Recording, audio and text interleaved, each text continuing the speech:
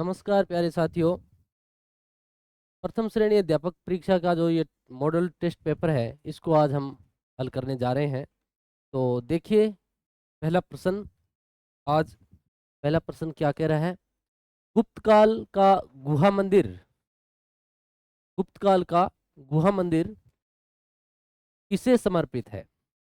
सूर्य को, अग्नि को, राम को या फिर विष्णुगुप्त को? इसमें से हमें बताना है कि ये किसको समर्पित है। ठीक है। गुप्त काल का उदयगिरी का गुहा मंदिर, कौन सा गुहा मंदिर? गुप्त काल उदयगिरी का गुहा मंदिर सूर्य को, अग्नि को, राम को या विष्णु को, किसको समर्पित है? तो ये है सूर्य को। किसको है? सूर्य को। अब कुछ जो विष्णु को समर्पित मंदिर है, उनके बारे में बात करते हैं। अगर बात करें हम दशावतार, दशावतार विष्णु मंदिर की, विष्णु मंदिर की, तो ये मध्य प्रदेश में। कहाँ है? मध्य प्रदेश। इसके अलावा तिगवा विष्णु मंदिर, तिगवा विष्णु मंदिर, ये कहाँ है? ये भी मध्य प्रदेश। क्या है? मध्य प्रदेश। अगर बात करें हम नचना कुठार, नचना कुठार पार्वती मंदिर, पार्वती मंदिर, तो ये भी क्या है? ये मध्य प्रदेश में। लेकिन एक ध्यान रखना, दशावतार जो विष्णु मंदिर है, ये कहाँ है? झांसी में है। कहाँ है? झांसी में है। और झांसी कहाँ है? यूपी में है। कहाँ है? यूपी में है। ठीक है, इस बात का हमें ध्यान रखना है कि दशावतार विष्णु मंदिर झांसी यूपी में है, तिगवा का विष्णु मंदिर एमपी मध्य प्रदेश में है, नचना कुठार पार्वती मंदिर ये भी मध्य प्रदेश में है। इसके अलावा एरण का विष्णु मंदिर, एरण का विष्णु मंदिर, विष्णु मंदिर, ये भी कहाँ है? ये भी एमपी में है। ठीक है, ये कहाँ है? ये भी एमपी में है। और इसके साथ साथ अगर हम बात करें, इसके साथ साथ बात करें तो तिरपुर, तिरपुर लक्ष्मण मंदिर, तिरपुर लक्ष्मण मंदिर, ये छत्तीसगढ़ में है। कहाँ है? छत्तीसगढ़ में। ये कहाँ है? ये छत्तीसगढ़ में है। ठीक है, इसके साथ साथ अगर बात करें भितरघात, भितरघात या फिर भिटरगांव, भिटरगांव ईंटों का मंदिर, ईंटों का मंदिर, ये कहाँ है? तो ये है कानपुर, कानपुर यूपी में। कहाँ है? कानपुर यूपी में। तो ये कुछ मंदिर थे, गुप्त काल से संबंधित कुछ मंदिर थे, इनको हमने देखा। और जो उदयगिरी का गुहा मंदिर है, ये विष्णु को समर्पित है। और ये चंद्रगुप्त द्वितीय के एक सेनापति थे, वीरसेन, उन्होंने इसका निर्माण करवाया था। ये देखो तथ्य इसके बारे में। चंद्रगुप्त द्वितीय को का सेनापति वीरसेन द्वारा विष्णु को समर्पित उदयगिरी का गुहा मंदिर इस काल का सर्वश्रेष्ठ उदाहरण है। इस काल का क्या है? ये सर्वश्रेष्ठ उदाहरण है। और गुप्तकालीन जो मूर्तिकारों ने मथुरा शैली, कौन सी शैली? मथुरा शैली से प्रभावित होकर मूर्तियां बनाई। इस इस काल की महत्वपूर्ण बात अगर हम बात करें तो कुर्म वाहिनी यमुना और मकर वाहिनी गंगा, इनकी जो मूर्तियों का निर्माण भी कहाँ हुआ था? गुप्त काल में हुआ था। ये इससे संबंधित कुछ बातें थी, गुप्त काल से संबंधित प्रश्न था मंदिरों को लेकर। हमारे पाठ्यक्रम में स्थापत्य से संबंधित प्रश्न है। हालांकि गुप्त काल की बात करें तो गुप्त काल है वो 275 ईस्वी से लेकर 276 ईस्वी से लेकर 550 ईस्वी तक रहा था। और विभिन्न राजाओं का जो शासनकाल है या जो प्रशासनिक दृष्टि है, वहां से हमें इनके बारे में प्रश्न नहीं पूछा जाएगा। हमारे जो पाठ्यक्रम में है वो स्थापत्य कला, मूर्ति कला और साहित्य, इससे संबंधित प्रश्न है। तो इससे संबंधित अपने प्रश्न करने जा रहे हैं। प्रश्न संख्या 2, पद्मासन में बैठे बुद्ध की पाषाण मूर्ति प्रसिद्ध है। ठीक है, पद्मासन में बैठे बुद्ध की पाषाण मूर्ति प्रसिद्ध है। सारनाथ की, मथुरा की या सुल्तानगंज की? या फिर मन कुंवर प्रयागराज की, किसकी? ठीक है, ये बताना है हमें। तो अगर बात करें सारनाथ की, तो सारनाथ में तो जो बुद्ध जी ने सर्वप्रथम उपदेश दिया था, क्या दिया था? सर्वप्रथम उपदेश, यानी अपना सर्वप्रथम जो सार है वो कहाँ सुनाया था? सारनाथ में सुनाया था। और यहाँ जब वो सार सुनाएंगे तो पद्मासन धारण करके ही अपने जो शिष्य हैं उनको बताएंगे। तो हमारी जो पद्म आसन में बैठे हुए बुद्ध की पाषाण मूर्ति है वो कहाँ है? वो सारनाथ में ही है। कहाँ है? सारनाथ में ही है। हमारा उत्तर क्या हो जाएगा? सारनाथ। मथुरा में खड़े बुद्ध की, खड़े खड़े बुद्ध की मूर्ति है।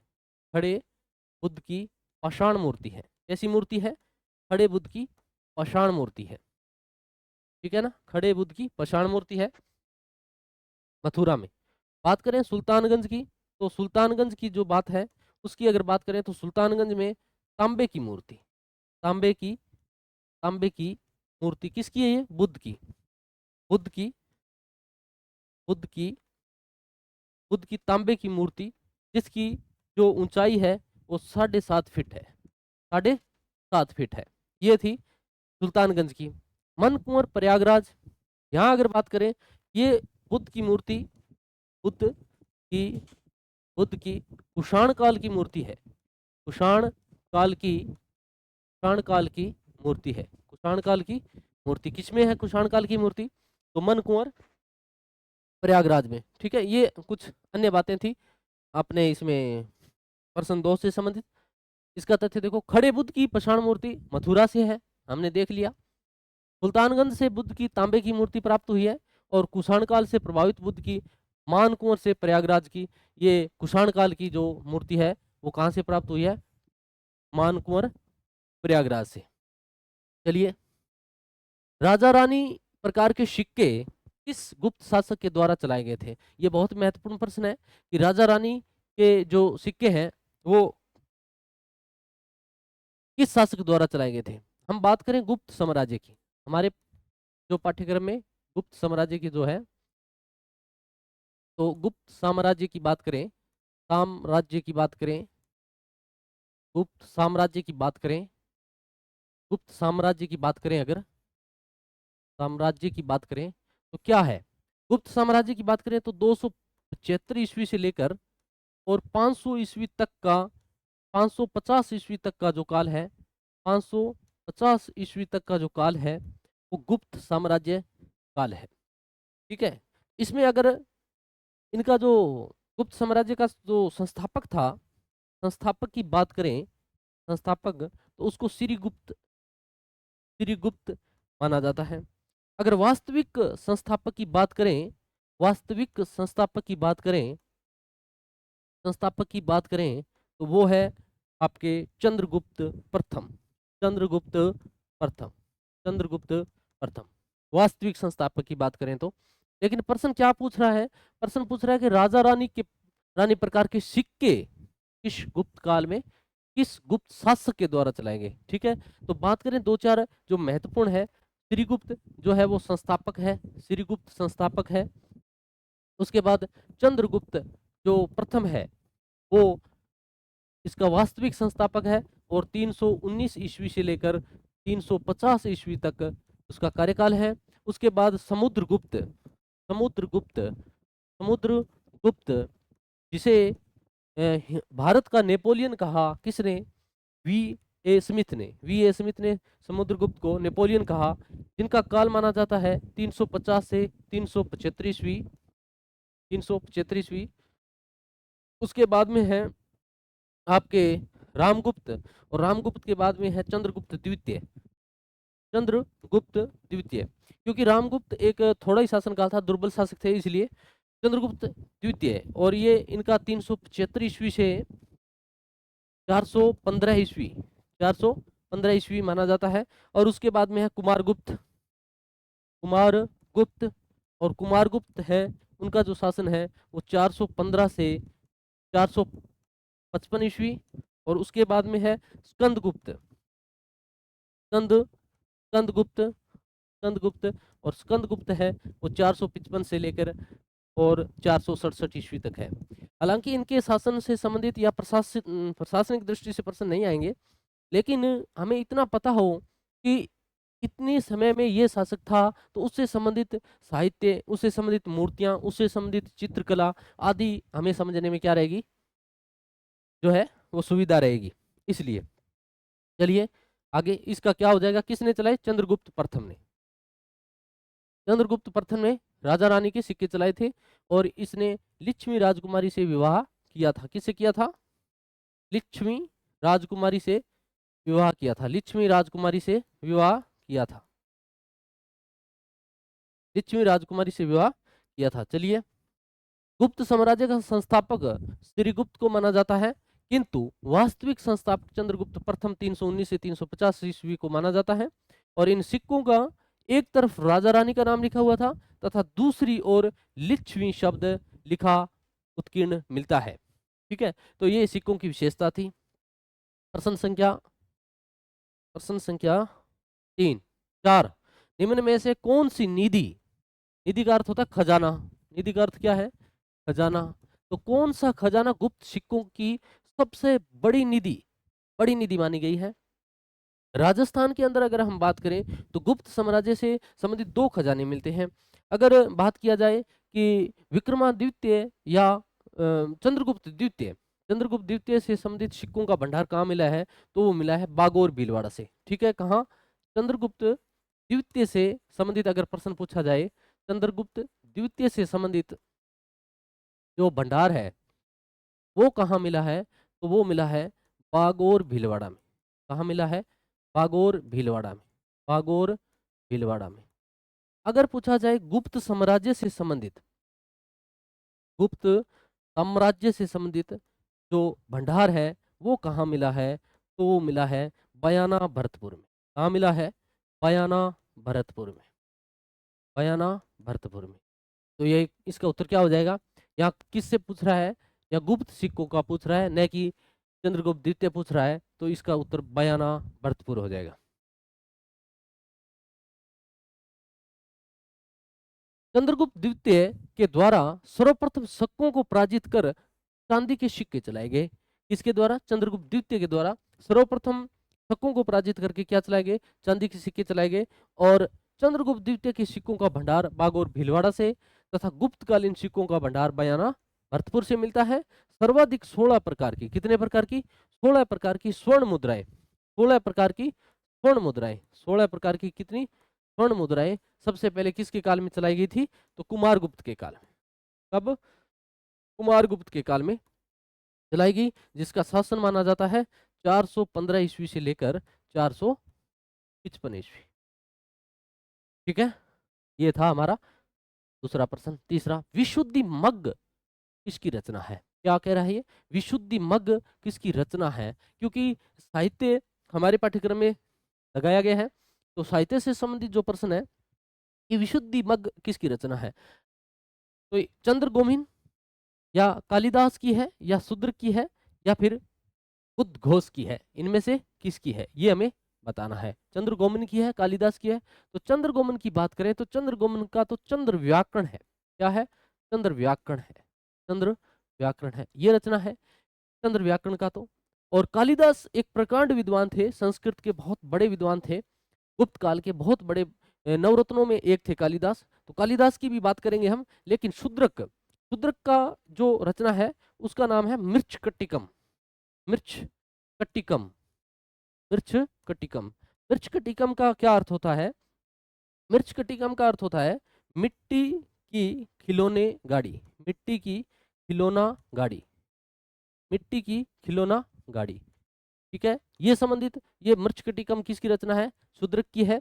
और अगर बात करें कालिदास की, तो कालिदास है वो एक प्रकांड विद्वान थे, गुप्त साम्राज्य के, संस्कृत के विद्वान थे। इन्होंने 3 नाटक लिखे। क्या लिखे, 3 नाटक लिखे, बहुत बड़े 3 नाटक थे। तीनों नाटकों का क्या नाम है, अभिज्ञान शाकुंतलम, अभिज्ञान शाकुंतलम, शाकुंतलम, ये है अभिज्ञान शाकुंतलम है। दूसरा है वो है मालविका अग्निमित्र, मालविका, मालविका अग्निमित्र, विकाग्नि मित्र, मालविकाग्नि मित्र, और तीसरा जो है वो है विक्रमो विक्रमो उर्वशीय, विक्रमो उर्वशीय,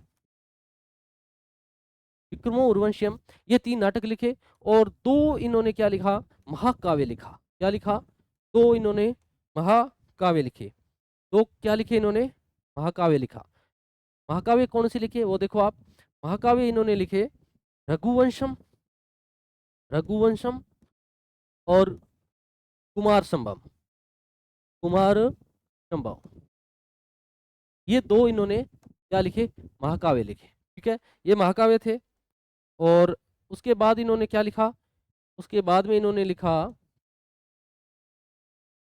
2 खंड काव्य लिखे। क्या लिखे, 2 खंड काव्य लिखे भाई, 2 खंड काव्य। खंड काव्य कौन से थे, एक था मेघदूतम, मेघदूतम, मेघदूतम, एक था ऋतु संहार, ऋतु संहार, ऋतु संहार। ये इसकी रचना है किनकी, महान कालिदास प्रकांड विद्वान की। एक तो इनका अभिज्ञान शाकुंतलम है नाटक, मालविकाग्नि मित्र है नाटक, विक्रमो उर्वशीय एक नाटक है इनका, रघुवंशम और कुमार संभवम ये 2 इनके महाकाव्य है, मेघदूतम और ऋतु संहार इनके क्या है, कालिदास जी के अपने 2 खंड काव्य हैं। तो ये बहुत विद्वान थे, प्रकांड विद्वान थे संस्कृत के, नवरत्नों में सबसे अग्रणी थे। सर्वप्रथम इनको जो है दरबार में सम्मानित किया जाता था और बहुत ही बड़े विद्वान भी थे। चलिए आगे, आगे रचना क्या करी है, खंड काव्य या ब्रह्म सिद्धांत किसकी रचना है, खंड काव्य या ब्रह्म सिद्धांत किस,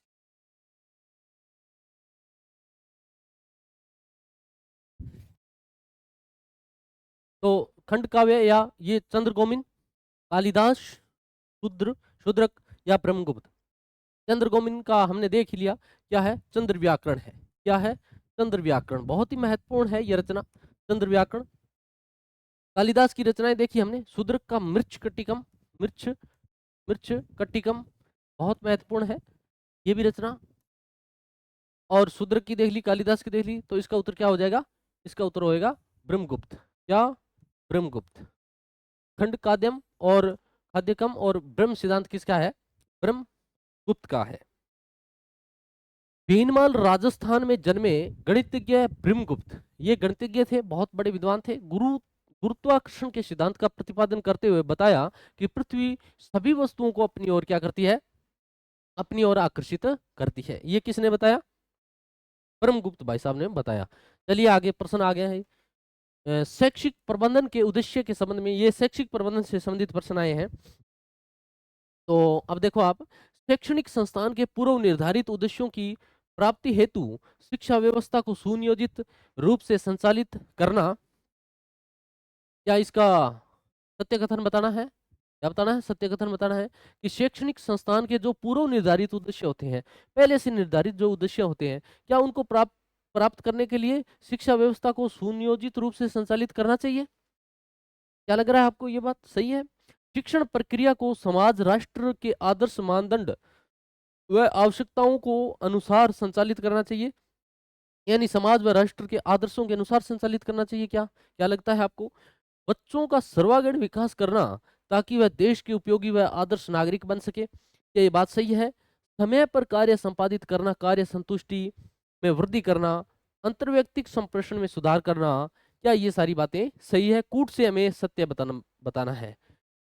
तो केवल 1 2 3 4 सही है, या ये सही है, या फिर ये सही है, या फिर आपको सारे ही कथन है वो क्या है, बिल्कुल सत्य नजर आ रहे हैं। तो आप बताओ क्या लग रहा है आपको, कैसा लग रहा है। तो ये सारे के सारे जो कथन है वो बिल्कुल क्या है, सत्य है। सारे के सारे कथन क्या है, सत्य है। आगे देखो, सारे के सारे कथन क्या है, सत्य है। निम्न में से प्रबंधन का कार्य नहीं है, क्या नहीं है, प्रबंधन का कार्य नहीं है। ये कह रहा है कि प्रबंधन का कार्य नहीं है। संप्रेषण, एकीकरण यानी कम्युनिकेशन, और इंटीग्रेशन, और नव प्रवर्तन यानी इनोवेशन, या फिर प्रयोग। ये बताओ क्या नहीं है, प्रबंधन का कौन सा कार्य नहीं है भाई, ये हमें बताना है। क्या नहीं है, क्या नहीं है कार्य, प्रबंधन का कार्य नहीं है। तो देखो संप्रेषण जरूरी है, अगर हम प्रबंधन करना चाहते हैं तो संप्रेषण यानी कम्युनिकेशन नहीं होगा तो प्रबंधन नहीं होगा, एकीकरण नहीं होगा तो फिर भी दुविधा रहेगी, और नव परिवर्तन यानी इनोवेशन अगर नहीं किए जाएंगे तो प्रबंधन का जो कार्य है वो सुचारू रूप से लागू नहीं होगा, और सुचारू रूप से लागू नहीं होगा तो प्रबंधन का जो इफेक्ट नहीं पड़ेगा। इसलिए नव परिवर्तन जरूरी है। तो प्रयोग प्रयोग प्रयोगशाला में होता है, प्रबंधन में इसकी कोई जरूरी नहीं है। तो इसका उत्तर क्या हो जाएगा हमारा 4 नंबर प्रयोग। ठीक है, चलिए प्रबंधन के कार्य देखते हैं। अभी कौन कौन से कार्य जरूरी है। नियोजन जरूरी है, प्लानिंग होना जरूरी है, अगर प्रबंधन करना चाहते हैं तो प्लानिंग जरूरी है। निर्देशन यानी डायरेक्शन बहुत जरूरी है। नियुक्ति स्टाफ तो चाहिएगा। अभिप्रेरणा यानी मोटिवेशन जरूरी है। निर्णय यानी डिसीजन मेकिंग अगर नहीं होगा तो फिर प्रबंधन है क्या है सुचारू रूप से लागू नहीं हो पाएगा। और उसके साथ साथ में मूल्यांकन भी जरूरी है, और मूल्यांकन तो जरूरी है ही, इससे पहले संगठन यानी ऑर्गेनाइजेशन जरूरी है। नियंत्रण कंट्रोल होना जरूरी है। संप्रेषण या संचार तो हमने देखा था, कम्युनिकेशन हर संभव जरूरी है। बजट बनाना, बजट के बिना तो कोई काम चलता ही नहीं, तो प्रबंधन में कैसे चलेगा। नवाचार यानी इनोवेशन, इनोवेशन भी जरूरी है। और आलेखन यानी प्रतिवेदन, आलेखन का मतलब होता है प्रतिवेदन। ठीक है, प्रतिवेदन जरूरी है। अगर हम समय समय पर प्रतिवेदन नहीं तैयार करेंगे, समय समय पर सारणी नहीं बनाएंगे, कार्य सूची तैयार नहीं करेंगे तो फिर प्रबंधन में दिक्कत आएगी। तो ये सारे कार्य हैं। आगे देखो, प्रश्न कथन पर विचार कर असत्य युग्म को पहचान करना है। यहाँ दिया है आपको सिद्धांत, यहाँ वैज्ञानिक। ठीक है, तो वैज्ञानिक प्रबंधन विचारधारा किसकी है, वैज्ञानिक प्रबंधन विचारधारा किसकी है, और प्रशासनिक प्रक्रिया विचारधारा ये किसकी है, और मानव संबंध विचारधारा ये किसकी है, और नौकरशाही विचारधारा ये किसकी है। हमारा जो पाठ्यक्रम दिया गया था पहले प्रश्न पत्र के लिए जो हमने निर्धारित किया था उसमें हमने प्रबंधन के सिद्धांत रखे, तो ये सारे प्रश्न प्रबंधन के सिद्धांत से ही संबंधित आ रहे हैं। तो वैज्ञानिक प्रबंधन विचारधारा है वो टेलर की है, बिल्कुल सही है ये बात। और प्रशासनिक प्रक्रिया विचारधारा हेनरी फ्योल की है, ये भी बात बिल्कुल सही है। और मानव संबंध है वो एल्टन मेयो का है, मानव मेयो का है, एल्टन मेयो का है। ठीक है, नौकरशाही विचारधारा है वो एडम जेम्पा की नहीं है, वो क्या है एडम जेम्पा की नहीं है भाई। तो भाई किसकी है, ये एडम जेम्पा की नहीं है, जबकि ये किसकी है, ये है मैक्स वेबर की। किसकी है, मैक्स वेबर की।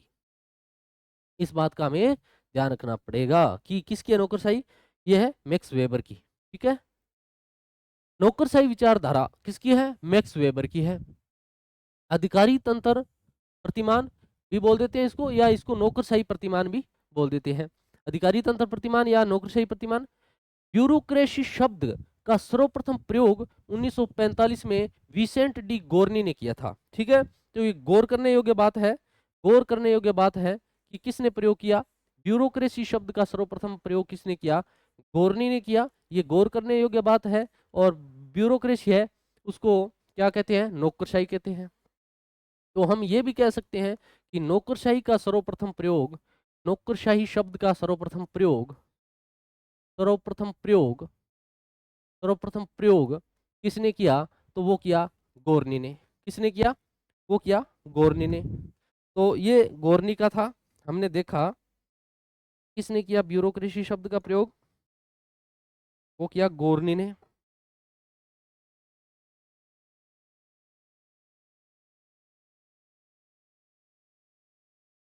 अब चलते हैं हम आगे के प्रश्न की तरफ। क्या कहता है, मैक्स वेबर के अनुसार, मैक्स वेबर के अनुसार सत्ता कितने प्रकार की होती है। बताओ भाई कितने प्रकार की होती है सत्ता, किसके अनुसार, मैक्स वेबर के अनुसार। 5 प्रकार की, 7 प्रकार की, या फिर 3 प्रकार की। तो मैक्स वेबर है वो बताते हैं कि सत्ता है वो, उसको उन्होंने 3 प्रकार बताए हैं। कितने प्रकार बताए हैं, 3 प्रकार बताए हैं। वो कहते हैं कि एक तो होता है पारंपरिक सत्ता। ठीक है, कौन सी, पारंपरिक सत्ता, यानी परंपरा से जो बातें चली आ रही है हम उसको मान लें और उसके आधार पर कार्य करें या करवाएं, वो होगी पारंपरिक सत्ता। एक मैक्स वेबर भाई साहब ने कहा कि एक हो जाएगी ईश्वरीय सत्ता, कि हम ईश्वरीय प्रदत्त जो शक्तियां हैं उनको माध्यम बनाकर कार्य करें या करवाएं, वो होगी ईश्वरीय सत्ता। तीसरी होती है विधायी या कानूनी। जो हमने कानून बनाए हैं, जो हमने विधान बनाए हैं, जो हमने ध्येय बनाए हैं, उससे जो संबंधित कार्य करें या करवाएं, तो वो हो जाएगी हमारी कानूनी सत्ता या विधायी सत्ता। ठीक है, तो इसके कितने प्रकार हो जाएंगे? 3 प्रकार हो जाएंगे। मैक्स वेबर के अनुसार प्राधिकारी या सत्ता से तात्पर्य, देखो क्या है, सत्ता या प्राधिकारी एक ही बात है, ऑथोरिटी भी एक ही बात है, तीनों को इसका अर्थ है शक्ति या पावर। ठीक है, वैधता यानी लेजिटिमेंसी 3 प्रकार की है। ये कैसी है? परंपरागत प्राधिकार। परंपरागत प्राधिकार यानी हमने बात की थी कि जैसे परंपरागत प्राधिकार क्या होता है कि राजा की आज्ञा का पालन इसलिए किया जाता है क्योंकि ऐसी परंपरा रही है कि राजा की जो शक्तियों का पालन इसलिए किया जाता है क्योंकि ऐसी परंपरा रही है, तो ये एक पारंपरिक सत्ता होगी। दूसरा है करिश्माई सत्ता।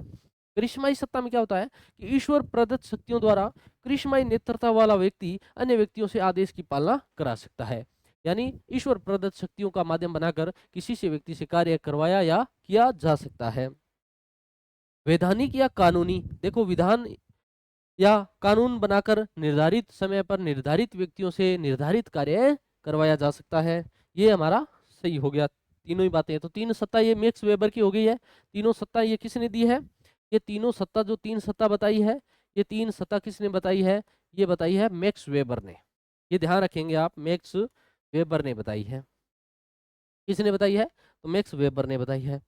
प्रबंधन के सिद्धांत में उर्वरिक महोदय, ये भी बहुत महत्वपूर्ण है। उर्वरिक महोदय से प्रश्न आता रहता है। तो उर्वरिक महोदय ने कितने सिद्धांत बताए हैं? किसमें? प्रबंधन के। सीधा सा फैक्चुअल प्रश्न है कि उर्वरिक महोदय ने प्रबंधन के कितने सिद्धांत बताए हैं? कितने बताए हैं? 10, 8, 4 या फिर 2? प्रबंधन के सिद्धांत पूछ रहा है। तो इन्होंने कितने बताए हैं? 8। इन्होंने कितने बताए हैं? 8। ये इन्होंने अलग अलग बताए हैं। जैसे इन्होंने बताया उद्देश्य का सिद्धांत, नियंत्रण का सिद्धांत, और नियंत्रण का सिद्धांत, उद्देश्य का सिद्धांत, उत्तरदायित्व का सिद्धांत, श्रृंखलाबद्ध का सिद्धांत, और समन्वय का सिद्धांत, परिभाषा का सिद्धांत, और इन्होंने कहा कि परिभाषा का सिद्धांत, समन्वय का सिद्धांत, और इसके अलावा उत्तरदायित्व, और इसके अलावा विशिष्टीकरण का इन्होंने सिद्धांत बताया। तो देख लेते हैं ये कौन से इनके 8 सिद्धांत है। ये देखो उर्वरिक के 8 सिद्धांत देखो कौन कौन से हैं। नियंत्रण का क्षेत्र सिद्धांत इन्होंने बताया। उद्देश्य का सिद्धांत बताया, भी उद्देश्य होना जरूरी है प्रबंधन में, बिना उद्देश्य प्रबंधन नहीं चलेगा। नियंत्रण तो जरूरी है ही, इसके साथ साथ खेल श्रृंखला का सिद्धांत, अगर श्रृंखलाबद्ध काम नहीं होगा, श्रृंखलाएं नहीं बनाएंगे हम किसी भी, चाहे वो सुचारू रूप से अधिकारियों की बात करें, सुचारू रूप से कार्य की बात करें, अगर श्रृंखला नहीं होगी तो कोई कार्य प्रबंधन का नहीं हो पाएगा। विशिष्टीकरण का सिद्धांत, विशिष्ट सिद्धांत अपनाने पड़ेंगे, विशिष्ट नियम रखने पड़ेंगे, विशिष्ट कार्य करने पड़ेंगे, तब होगा ना। उत्तरदायित्व तो जरूरी है, आप समझते हो इस बात को। कुछ फैक्चुअल परिभाषाएं भी रखनी होगी। इसके साथ साथ समन्वय का सिद्धांत जरूरी है, और समानता का अधिकार भी जरूरी है। तो ये थे 8 सिद्धांत, किसके भाई? उर्वरिक के। ठीक है, ये हमें ध्यान रखना जरूरी है। प्रश्न काफी लेंथी है, क्योंकि हमें सिर्फ टॉपिक प्रबंधन के सिद्धांत दिए गए थे, और सिद्धांत में से तो फिर सारे अगर प्रश्न बनाएंगे हम, तो फिर प्रश्न इसी प्रकार के काफी बनने वाले हैं। तो ये था अभी नवीन जिलों के अनुसार पूर्णतः नवीन टेस्ट। ये किसका आ गया? स्कूल व्याख्याता पेपर फर्स्ट। ठीक है, ये बीच में आया है, कोई बात नहीं। आगे चलते हैं अपने प्रश्न 11 की तरफ। लूथर गुलिक भाई साहब, लूथर गुलिक द्वारा प्रबंधन के क्या बताए गए हैं? 7 महत्वपूर्ण तत्वों या कार्यों। इन्होंने एक 7 कार्यों का एक सूत्र दिया था। 7 कार्यों का क्या दिया है? 7 कार्यों के लिए सूत्र दिया है इन्होंने। क्या दिया है? 7 कार्यों कार्यों के लिए एक सूत्र है इनका, और वो सूत्र क्या है? वो सूत्र है पोस्ट कोरब। क्या है? पोस्ट कोरब। ठीक है, ये इनका ये सूत्र है, पोस्ट कोरब। कार्यों की पहचान कर पोस्ट कोरब, अवधारणा कहो सूत्र कहो एक ही बात है, अवधारणा कहो सूत्र कहो कोई बात नहीं है। तो ये इन्होंने दिया है। किसने दिया है ये भी पूछ लिया जाता है कई बार कि ये पोस्ट कोरब का सूत्र दिया किसने, सीधा ही पूछ लेता है। तो ये लूथर गुलिक ने, किसने? लूथर गुलिक ने दिया है। किसने दिया है? लूथर गुलिक ने दिया है। इस बात का भी हमें ध्यान रखना होगा। अब ये है क्या? प्रश्न क्या कह रहा है कि पोस्ट कोरब अवधारणा प्रस्तुत की गई जिसमें डी का अर्थ क्या है, ये पूछ रहा है डी का अर्थ। इस डी का क्या अर्थ है? ठीक है, इस डी का अर्थ देख लेते हैं, बाद में देख लेंगे, पहले इस सूत्र को देखते हैं तो फिर पता चल जाएगा डी का अर्थ क्या है। पी का मतलब है प्लानिंग, क्या? प्लानिंग यानी योजना, प्लानिंग यानी योजना। ओ का मतलब है, ओ का मतलब है ऑर्गेनाइजेशन यानी संगठन, यानी संगठन। और एस का मतलब है, इस एस का मतलब है, इस एस का मतलब है स्टाफिंग यानी नियुक्ति, यानी नियुक्ति। ये डी है, इसका अर्थ है डायरेक्शन यानी निर्देश, यानी निर्देश। और ये जो सी ओ है इसका मतलब है कोऑर्डिनेशन यानी समन्वय, क्या? समन्वय। और ये आर है ये आर है, और आर का अर्थ हो गया रिपोर्टिंग यानी प्रतिवेदन, यानी प्रतिवेदन। और ये आपका हो जाएगा बी मतलब बजट, यानी बजट, यानी बजट। ये था। अब इसमें से आप देख लो डी का अर्थ क्या है? डेली है? नहीं, कोई मतलब नहीं डेली का। डिटेल? नहीं भाई, कोई डिटेल की जरूरी नहीं। डेट? नहीं, कोई जरूरी नहीं। तो डायरेक्शन, हमारा उत्तर क्या हो जाएगा? निर्देशन। ये है हमारा उत्तर, डायरेक्शन यानी निर्देशन। ये देखो, प्लानिंग योजना, निर्माण। ओ मतलब ऑर्गेनाइजेशन या संगठन। और ये स्टाफिंग यानी नियुक्ति करना, कोऑर्डिनेशन यानी समन्वय। और आर मतलब है प्रतिवेदन तैयार करना यानी रिपोर्टिंग तैयार करना। और अंत में है बजट यानी बजट निर्माण करना। ये था पोस्ट कोरब सूत्र किसका? लुथर गुलिक का। लुथर गुलिक का ये पोस्ट कोरब सूत्र है। ठीक है, तो चलते हैं आगे। लुथर गुलिक ने संगठन के कितने सिद्धांत बताए? अभी हमने देखा, अभी जो था वो तो प्रबंधन के कार्य थे। प्रबंधन के कार्य कितने बताए इन्होंने? प्रबंधन के कार्यों से संबंधित सूत्र कितना बताया? वो तो बताए 7। वो तो क्या थे? 7। ये पूछ रहा है संगठन, ये पूछ रहा है संगठन, संगठन के कितने सिद्धांत बताए? तो संगठन के जो सिद्धांत है, संगठन के सिद्धांत है, संगठन के जो सिद्धांत है वो बताए 10। कितने बताए? 10। संगठन के जो सिद्धांत है वो बताए 10। और वो कौन कौन से बताए अभी देख लेते हैं कि कौन कौन से बताए। ये देखो, गुलिक के संगठन के 10 सिद्धांत। एक तो है कार्य विभाजन विशिष्टीकरण। आप कार्य का विभाजन करो संगठन में। अगर कोई संगठन चलाना है तो उसमें कार्य विभाजन का विशिष्टीकरण होना चाहिए। विभागीय संगठनों का आधार होना चाहिए, कोई न कोई तो आधार होना चाहिए उनका। पद सोपान द्वारा समन्वय होना चाहिए, ऐसे नहीं किसी को कोई सचेत समन्वय जरूरी है। समितियों द्वारा समन्वय भी जरूरी है। विकेंद्रीकरण होना जरूरी है। आदेश की एकता होनी जरूरी है। सूत्र एवं स्टाफ होना जरूरी है। और प्रत्यायोजन होना बहुत ही जरूरी है। प्रत्यायोजन होना क्या है? बहुत जरूरी है। और नियंत्रण का क्षेत्र भी बहुत जरूरी है। तो ये 10 सिद्धांत है, हमने देख लिए।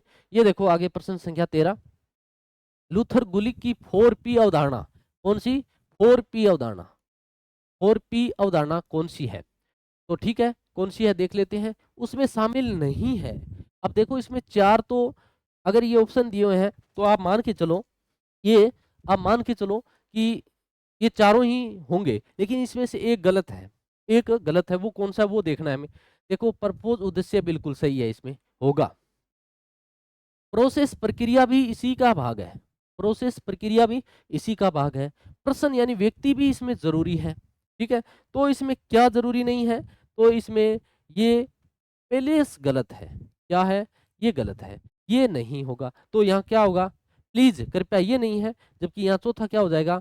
ये आपका 1, ये 2, ये 3 और ये आपका चौथा हो जाएगा प्लेस यानी स्थान। ये आपकी 4 यानी 4P अवधारणा हो जाएगी किसकी? उनकी। तो ये हमारा उत्तर ये हो जाएगा। समझ में आ रहा है आपको? अब चलते हैं आगे। ये देखो, लूथर गुलिक की 4P अवधारणा, पर्पज उद्देश्य, प्रोसेस प्रक्रिया, और प्रश्न यानी व्यक्ति, और प्लेस यानी स्थान या क्षेत्र। स्थान या क्षेत्र, ये 4P अवधारणा होगी किसकी? लूथर गुलिक की 4P अवधारणा होगी। तो लूथर गुलिक से संबंधित 3 बातें होगी। लूथर गुलिक के प्रबंधन से संबंधित कार्य 7 सूत्र देगा, संगठन के 10 सिद्धांत देगा, और एक 4P अवधारणा भी देगा। इस बात का भी तो आगे का जो हमारा प्रश्न है वो है प्रश्न संख्या 14। क्या कहता है, देखो प्रश्न संख्या 14। एक्स वाई सिद्धांत का प्रतिपादन किसने किया या प्रतिपादन कौन है? तो एक्स वाई ये अभिप्रेरणा का सिद्धांत है, अभिप्रेरणा का सिद्धांत है। और अभिप्रेरणा का जो सिद्धांत है वो 3 माने गए हैं।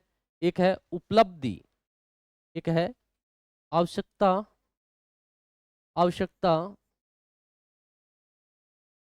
आवश्यकता पद सोपान का सिद्धांत, पद सोपान का सिद्धांत।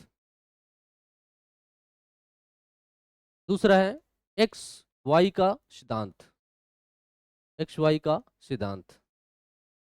और तीसरा है वो है द्विकारक का सिद्धांत, द्विकारक का सिद्धांत।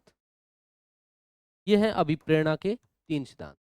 बात करें इनकी तो इनके प्रतिपादक की, तो आपका जो आवश्यकता पद सोपान है ये है इब्राहिम मेस्लो का मेस्लो का।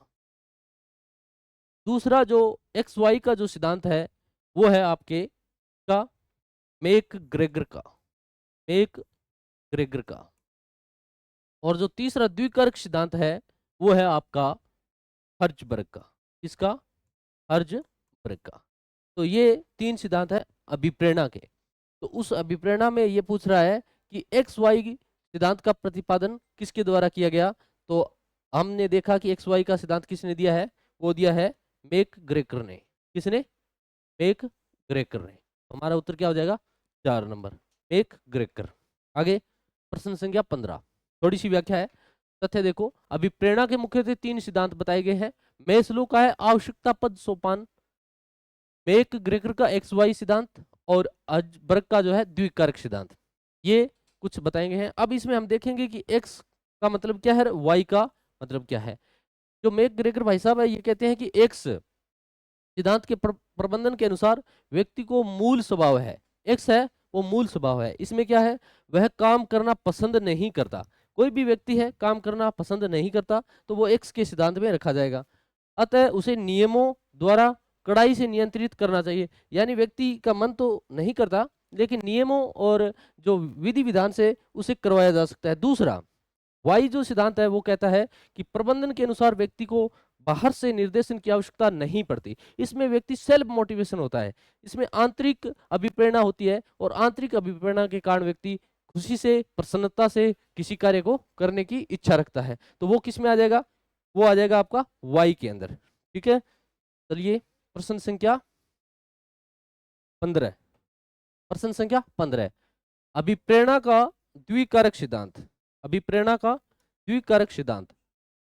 द्विकारक सिद्धांत किसने प्रतिपादित किया? इब्राहिम मैस्लो ने, मैकग्रेगर ने, ग्राफर ने, हर्जबर्ग ने। अभी हम तीनों जो सिद्धांत है वो करके आए थे, तीनों के प्रतिपादक हमने देखे थे। तो जो द्विकारक सिद्धांत है वो किसका है? वो है आपके द्विकारक हर्जबर्ग का। क्या है?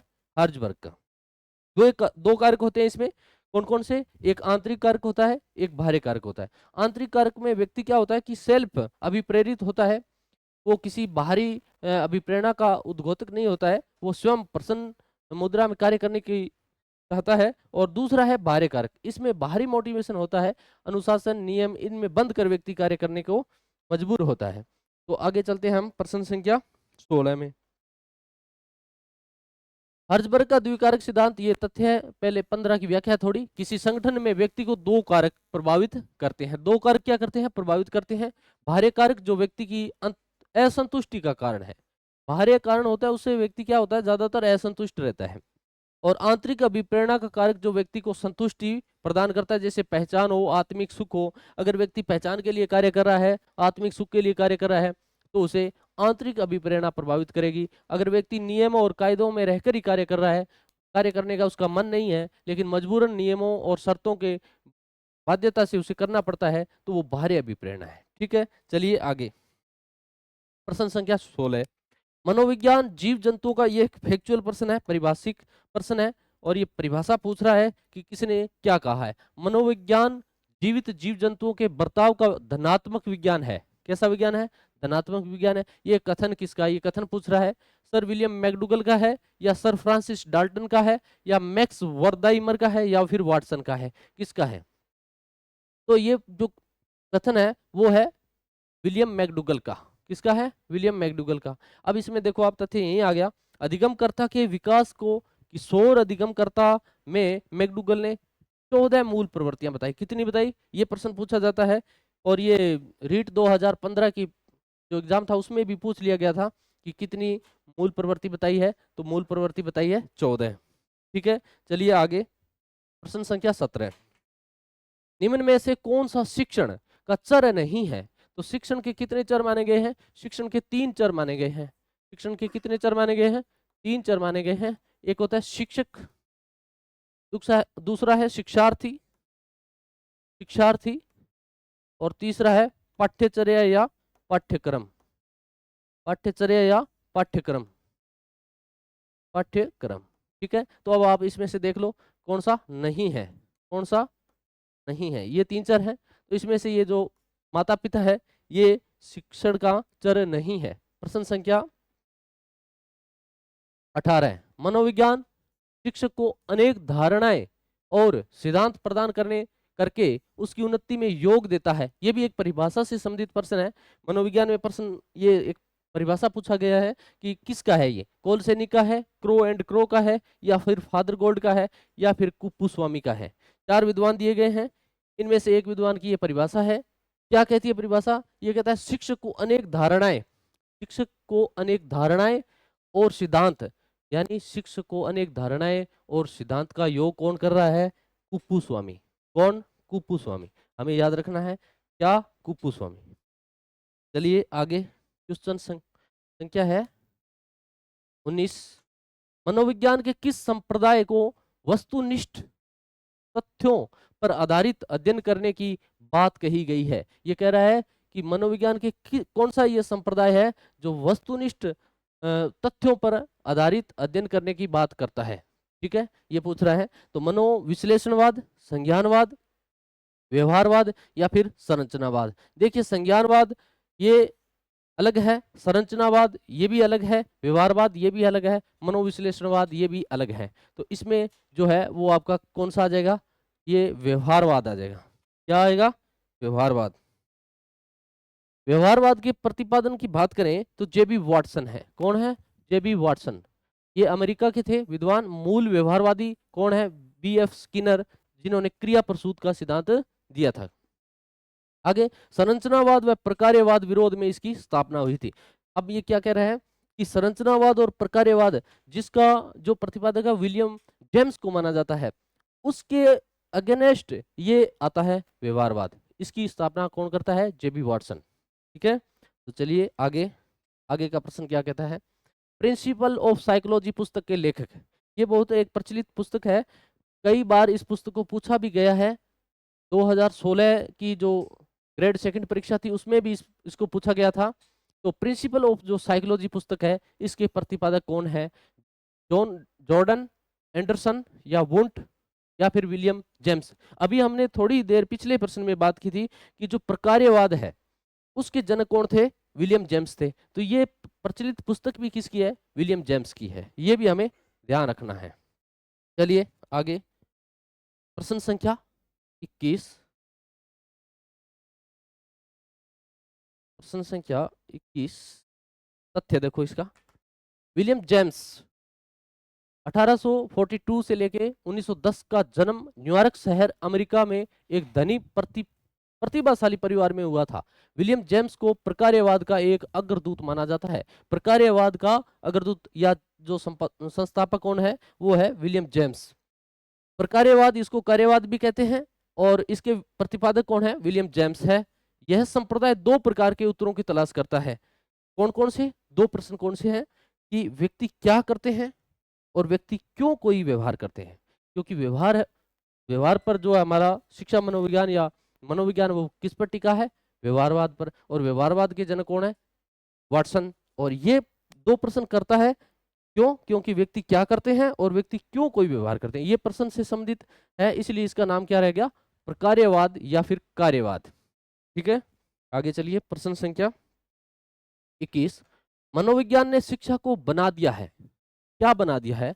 मनोविज्ञान ने शिक्षा को पाठक चर्चा केंद्रित बना दिया है, या फिर शिक्षक केंद्रित बना दिया है, या फिर बाल केंद्रित बना दिया है, या फिर विषय केंद्रित बना दिया है। काफी लजीज प्रश्न है, बड़ा सरल सा प्रश्न है कि शिक्षा मनोविज्ञान से क्या है कि व्यवहार में, और जो बालक का व्यवहार है या बालक की जो शिक्षा है वो उस पर ध्यान दिया जाता है। सबसे ज्यादा किस पर ध्यान दिया जाता है?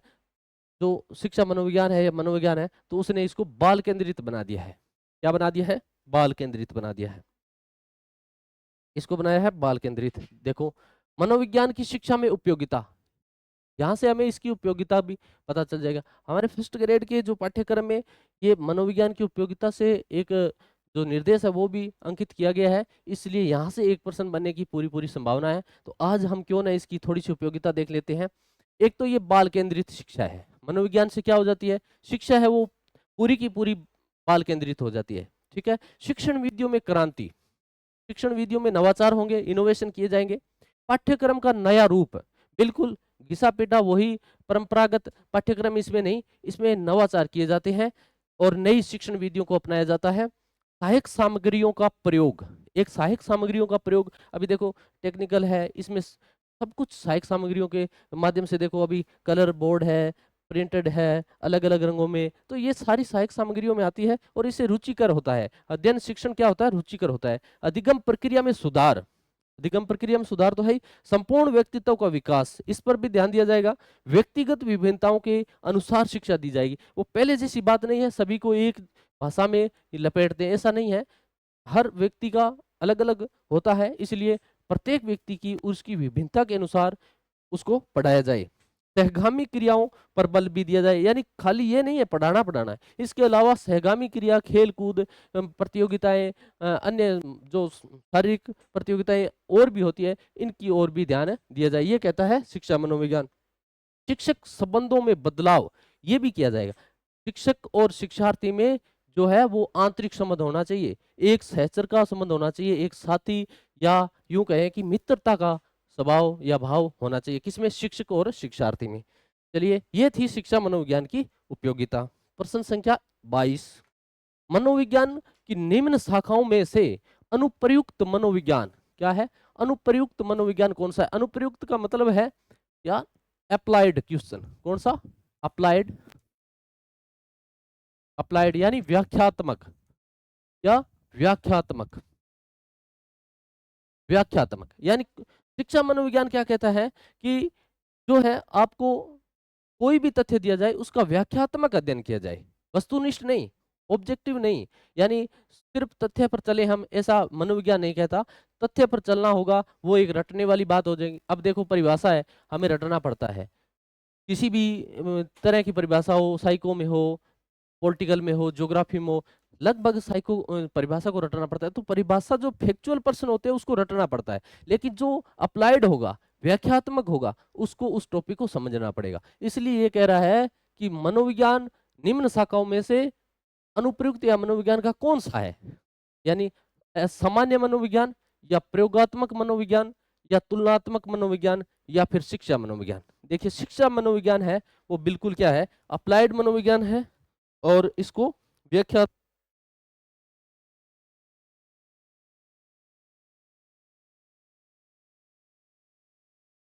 मनोविज्ञान की निम्न शाखाओं में से अनुप्रयुक्त मनोविज्ञान कौन सा है, यानी अप्लाइड या व्याख्यात्मक कौन सा है? तो इसमें से जो हमारा शिक्षा मनोविज्ञान है ये बिल्कुल क्या है? अप्लाइड और आपके व्याख्यात्मक है। चलिए, प्रश्न संख्या 23, शिक्षा मनोविज्ञान नहीं है, क्या नहीं है? अनुप्रयुक्त मनोविज्ञान है, अप्लाइड साइंस है। अभी पिछले ही क्वेश्चन में देखा तो ये तो है व्यवहारिक, व्यवहार का तो है, स्पेशल माना जाता है व्यवहार का। सामाजिक, बिल्कुल सामाजिक, सोशल साइंस भी है, सामाजिक उदाहरण इसमें दिए गए हैं कई, पांडुरा जैसे हैं वो सामाजिक पर ही कार्य करते हैं। तो आदर्श मूल्य किसको नहीं कहेंगे? क्या नहीं कहेंगे? आदर्श मूल्य किसको नहीं कहेंगे? चलिए, शिक्षा मनोविज्ञान के क्षेत्र, भारी भरकम क्षेत्र, लेकिन इनमें से कई बार ऐसा पूछ लेता है कि इसमें से नहीं है, थोड़ा सा हम देख लेते हैं, ज्यादा नहीं। देखो, सामान्य मनोविज्ञान और असामान्य मनोविज्ञान, नैदानिक मनोविज्ञान, शारीरिक, सामाजिक, औद्योगिक भी है, अपराध भी है और प्रयोगात्मक भी है। बाल मनोविज्ञान तो है ही, किशोर भी है, प्रौढ़ भी है और परामनोविज्ञान भी है, ये महत्वपूर्ण रखना है। मनोविज्ञान भी है और विकासात्मक भी है। पशु मनोविज्ञान भी है और संज्ञानात्मक मनोविज्ञान भी है। जो कॉग्निटिव है। सैन्य मनोविज्ञान भी है, कानून मनोविज्ञान भी है और राजनीतिक मनोविज्ञान भी है, स्वास्थ्य मनोविज्ञान भी है, पर्यावरण भी है। और इसके साथ साथ सामुदायिक और उपभोक्ता मनोविज्ञान के साथ साथ व्यक्तिक मनोविज्ञान और मनोमिति मनोविज्ञान और शिक्षा मनोविज्ञान भी इसमें है। ये थोड़ा सा क्षेत्र था, इसके बारे में हमने देखा। चलो आगे देखो, संख्या 24। अध्यापक के लिए शिक्षा मनोविज्ञान का ज्ञान ज्ञान महत्वपूर्ण है। क्यों महत्वपूर्ण है? शिक्षा के लिए, अध्यापक के लिए इसका ज्ञान होना क्यों महत्वपूर्ण है? उसको शिक्षा मनोविज्ञान में निहित सिद्धांतों को शिक्षण कार्य प्रयोग करना होता है। वह कक्ष में शिक्षण करते समय अधिगमकर्ता के बीच भिन्नता का कोई विचार नहीं करता, या फिर शिक्षण व्यवसाय में मानवीय विकास के नियमों का कोई स्थान नहीं है, या फिर उसके शिक्षण व्यवसाय का अधिगम प्रक्रिया में कोई संबंध नहीं है। तो कोई नहीं है ऐसी कोई बात नहीं है, कोई नहीं करता है ऐसा नहीं वाला कोई बात इसमें नहीं है। ये पॉजिटिव बात है, तो हमें ये लगाना है। चलिए प्रश्न संख्या 25। प्रशिक्षणार्थी हेतु शिक्षा मनोविज्ञान का आधारभूत कार्य क्या है? आधारभूत कार्य क्या है? कक्षा शिक्षण की युक्ति सिखाना, शिक्षण विभिन्न पक्षों के प्रति अंतर्दृष्टि पैदा करना, छात्रों की समस्याओं, व्यवहार एवं आवश्यकताओं के प्रति अंतर्सूझ विकसित करना। ये मेरे को ठीक लग रहा है। शिक्षण प्रक्रिया के मूल्यांकन के लिए अनुसंधान तैयार करना, ये भी अलग है, लेकिन ये सबसे ज्यादा क्या रहेगा? बेटर रहेगा। चलिए प्रश्न संख्या 26। प्रिंसिपल ऑफ साइकोलॉजी नामक पुस्तक के लेखक है। ये प्रश्न शायद हमने कर लिया है, लेकिन कोई बात नहीं। प्रिंसिपल ऑफ साइकोलॉजी ये किसकी है? ये विलियम जेम्स की है, और इन्होंने प्रकार्यवाद की जो है अवधारणा दी थी। प्रश्न संख्या, ये जन्म न्यूयॉर्क शहर में हुआ था, और ये प्रकार्यवाद के अग्रदूत माने जाते हैं। प्रश्न संख्या 27। अब थोड़े राजनीति से संबंधित प्रश्न आ गए हैं, यानी 5 एक प्रश्न आपके पूछे जाएंगे भारतीय पॉलिटिकल से। और उसमें देखो क्या है, भारतीय संविधान किसका सर्वाधिक ऋणी है? यानी हमें हमारा जो संविधान है उसको उधार का थैला कहा जाता है। क्या कहा जाता है? उधार का थैला। और ये कहा किसने? आइवर जेनिंग्स ने कहा था ये, कि भारतीय संविधान को उधार का थैला कहा जाता है। क्यों कहा जाता है? क्योंकि इसमें क्या है कि ये सबसे बड़ा संविधान है। भारत का संविधान पूरे मतलब विश्व में क्या है, सबसे बड़ा और लिखित संविधान है। इसमें सभी देशों से थोड़ा थोड़ा क्या है, लिया गया है। तो इसको इसलिए उन्होंने क्या कह दिया? उधार का थैला कह दिया। किसने? आइवर जेनिंग्स ने। ठीक है, तो क्यों कहा उसको आगे देखेंगे, लेकिन ये फिलहाल प्रश्न क्या कह रहा है कि संविधान किसका सर्वाधिक ऋणी है?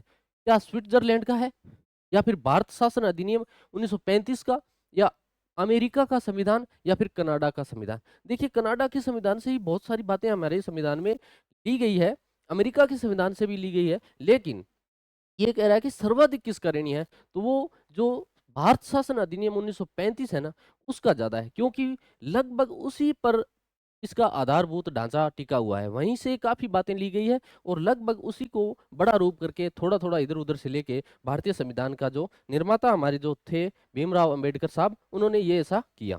तो देखो आप, 1935 का अधिनियम भारतीय संविधान का मुख्य स्रोत माना जाता है, यानी एकांकी स्रोत है। ये एकमात्र ऐसा स्रोत है जो मुख्य है। भारतीय संविधान पर सर्वाधिक प्रभाव 1935 के अधिनियम का रहा है। इसमें से निम्न प्रावधान लिए गए हैं। अब देखो आप, 1935 के प्रावधान से लिए कौन कौन से गए हैं वो देखो। भारतीय लोक सेवा आयोग यानी पीएससी जो है ना, अलग अलग राज्यों में, जैसे अपने आरपीएससी है, एचपीएससी हरियाणा में, ठीक है, इस प्रकार। तो इसको भी यहाँ से लिया गया। राज्यपाल का जो कार्य है उसको कहां से लिए गए? 1935 के अधिनियम से। संघीय व्यवस्था का कुछ प्रावधान, संघीय व्यवस्था की कुछ प्रावधान वो भी इसी में से लिए गए हैं। किस में से? 35 में से, 1935 में से लिए गए हैं। देखो प्रश्न संख्या आगे, तदर्थ न्यायाधीशों की नियुक्ति अनुच्छेद 127, ये भी महत्वपूर्ण है। कई बार सीधा डायरेक्ट ही पूछ लेता है, तदर्थ न्यायाधीशों की नियुक्ति निम्न में से किस अनुच्छेद में है? तो 127 में है। ठीक है, 127 127 में क्या है? तदर्थ न्यायाधीश। ये तदर्थ न्यायाधीश का कॉन्सेप्ट है क्या? दरअसल इसको क्या होता है कि जो हमारे मुख्य न्यायाधीश होते हैं, रिटायर्ड मुख्य न्यायाधीश होते हैं, जब कार्यभार ज्यादा हो तो जो रिटायर्ड मुख्य न्यायाधीश होता है उनकी त्वरित गति से नियुक्ति की जाती है कार्य को निपटाने के लिए। तो उस समय उनको क्या कहा जाता है? तदर्थ न्यायाधीश कहा जाता है। यानी ये कहाँ से लिया गया है? ऑस्ट्रेलिया से लिया गया है, फ्रांस से लिया गया है, या फिर आयरलैंड से या फिर रूस से। कहाँ से लिया गया है? अनुच्छेद 127 का तदर्थ न्यायाधीश का कॉन्सेप्ट कहाँ से लिया गया है? तो ये लिया गया है आपका फ्रांस से। कहाँ से लिया गया है?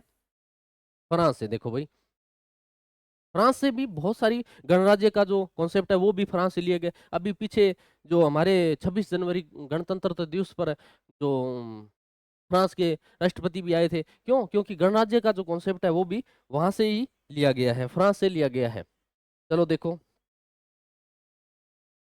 तो ये आगे यहाँ से होगा। भारतीय संविधान को उधार का थैला, ये देखो हमने इसके बारे में बात कर ली। उधार का थैला किसने कहा? किसने कहा? आइवर जेनिंग्स ने कहा, ग्रेनविल ओस्टिन ने कहा, एस मेनाडे ने कहा, या फिर मैक्स वेबर ने कहा? किसने कहा?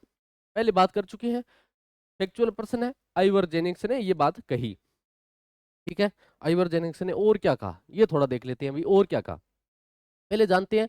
भारतीय संविधान अधिक कठोर तथा अधिक लचीले के कारण, इसके कारण एक अच्छा संतुलन स्थापित करता है। ये किसने कहा भाई? ये कहता है भाई भारतीय जो संविधान है वो अधिक कठोर भी है और अधिक लचीला भी है, इसके बीच में एक क्या है, संतुलन भी स्थापित होता है, अच्छा संतुलन भी है, अच्छा संतुलन स्थापित करता है, अच्छा संतुलन स्थापित करता है। भारतीय संविधान है वो क्या है, अधिक कठोर भी है और लचीला है, इसके बीच में भी वो उसका फिर भी क्या कर लेता है, अच्छा संतुलन स्थापित कर लेता है। ये किसने कहा? ये कहा केशी विहीर ने। क्या कहा? केशी विहीर ने। ये थोड़े फैक्चुअल पर्सन है, याद करने योग्य है, बार बार अभ्यास है। भारतीय संविधान की जटिलता के कारण आइवर जेनिंग्स ने इसे वकीलों का स्वर्ग कह दिया। भाई देखो, जो न्यायालय की या सर्वोच्च न्यायालय, उच्च न्यायालय की जो कार्रवाई होती है वो क्या है, इंग्लिश में होती है, अंग्रेजी में होती है, और वो हमें आम आदमियों को समझ में नहीं आती, इसलिए वो वकीलों का क्या है, हमें सहारा लेना पड़ता है। और वकीलों का सहारा, आप समझदार हो, वकील फिर क्या करते हैं, तो इसलिए उनको कह दिया है कि वकीलों का स्वर्ग। इसलिए ये वकीलों का स्वर्ग किसने कहा? आइवर जेनिंग्स ने ये बात कही। आइवर जेनिंग्स ने उधार का थैले वाली बात कही, दोनों बात आइवर जेनिंग्स की होगी। तीसरे हैं ग्रेनविल ओस्टिन, इन्होंने एक नई बात कही। ग्रेनविल जो ओस्टिन है ये कहते हैं कि नीति निर्देशक तत्वों को संविधान की आत्मा, ठीक है, देखो मूल अधिकारों को संविधान की आत्मा भीमराव अम्बेडकर ने कहा, वो एक अलग बात है, अलग तथ्य है। लेकिन ये जो ग्रेनविल ओस्टिन है ये अलग ही बात करते हैं, ये कहते हैं नीति निर्देशक तत्व है ना, वो भारत के संविधान की आत्मा है। ठीक है, ये अलग से तीसरी बात है, इसलिए कई बार एग्जामिनर तीसरी बात को ज्यादा पूछता है, इसलिए तीसरी बात है। प्रस्तावना संविधान निर्माताओं के विचारों को जानने की कुंजी है। देखो, प्रस्तावना संविधान के निर्माताओं जानने की कुंजी है, अर्नेस्ट बाकर।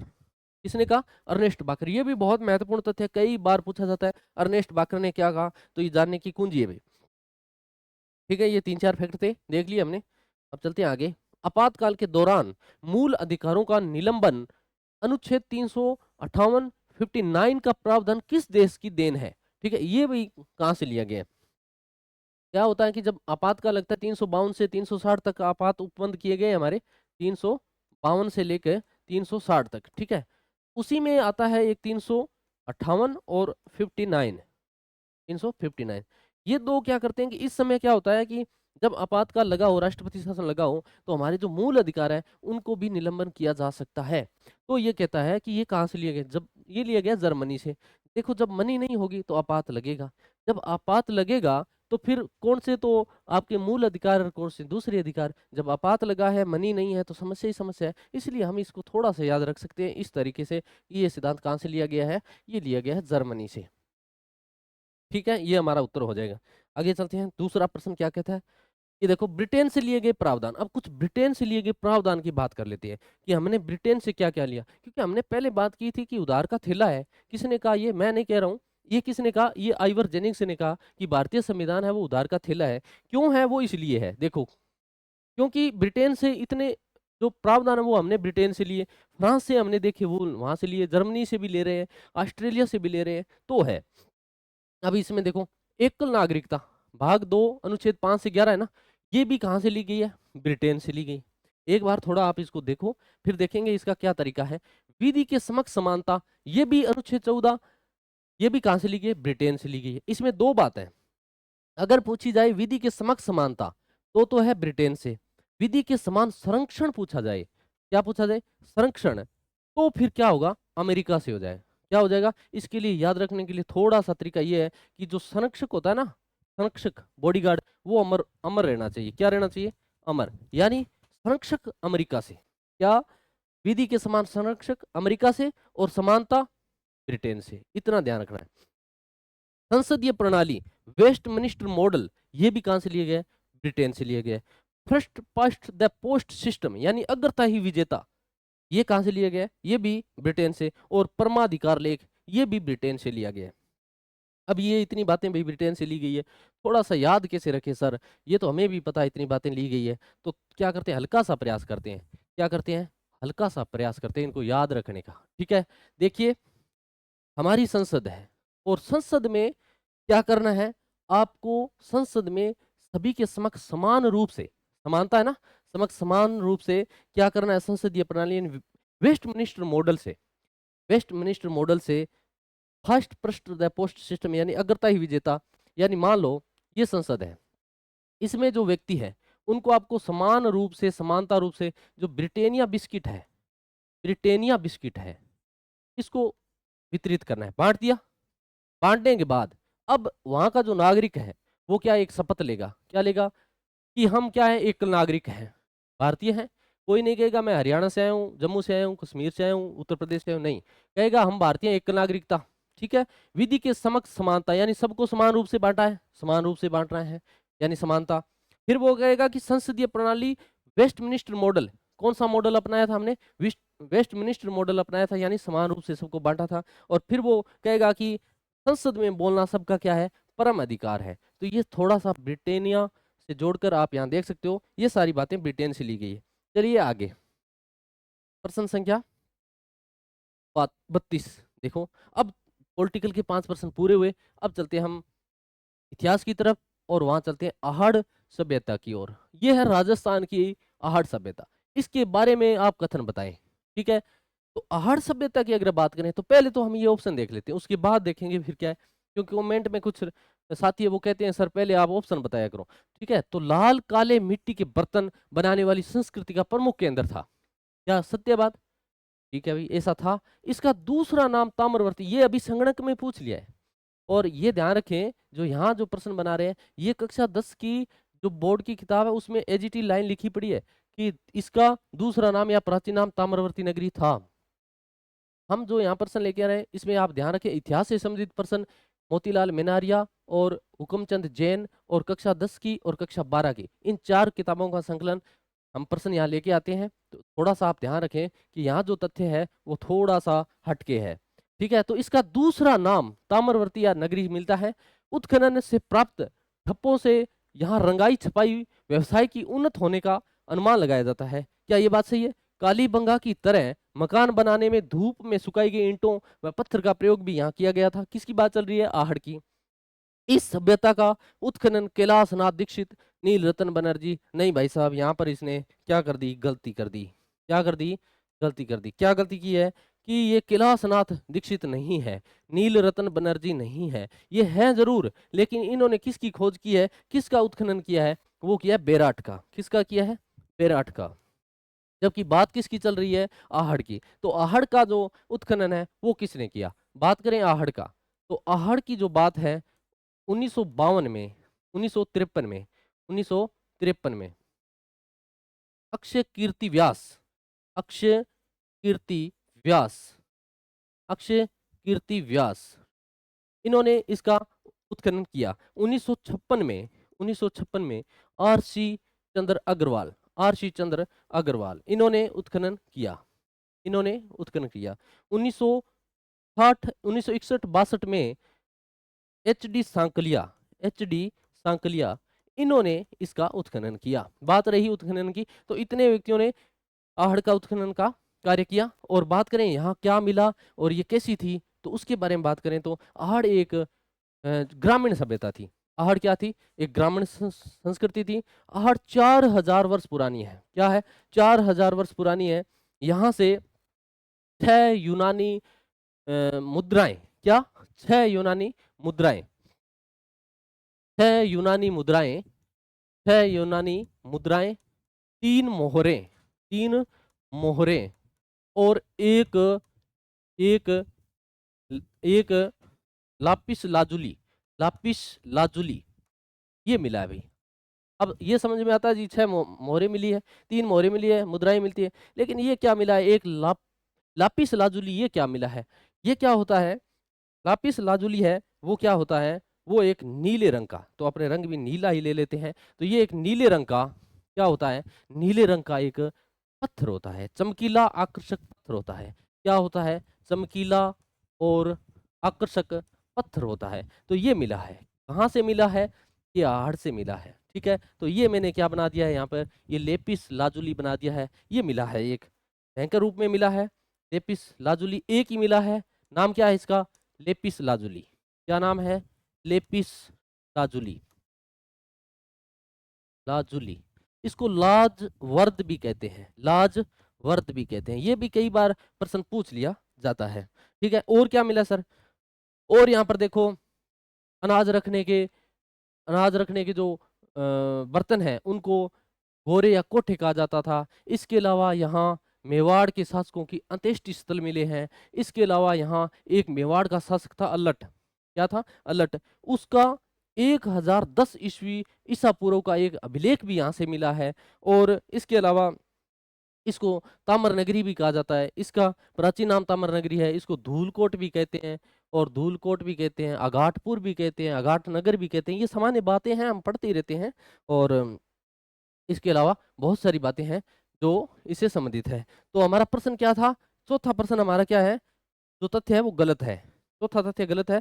तो ये क्या पूछ रहा है? ये क्या है? कथन बताइए, आहड़ सभ्यता के बारे में कथन बताइए। तो इसमें आप सीधा देख लें, 1 2 3 सही है, 1 2 3 सही है, चौथा गलत है हमारा। ठीक है? ये देख लें आप, पांचवा गलत है और 4 बिल्कुल सही है। ठीक है? चलते हैं आगे प्रश्न की ओर। प्रश्न तो आपने वैसे टेस्ट में किए ही हैं, ऐसी कोई बात नहीं है। मुख्य तथ्य देखो, आहड़ सभ्यता का उत्खनन रतन चंद्र अग्रवाल और एच.डी. सांकलिया के निर्देशन में हुआ। बेराट सभ्यता का उत्खनन कैलाश नाथ दीक्षित और नीलरतन बनर्जी ने किया था। ठीक है? ये हो गया। चलिए, थोड़ा सा टाइम ज्यादा लग रहा है ना।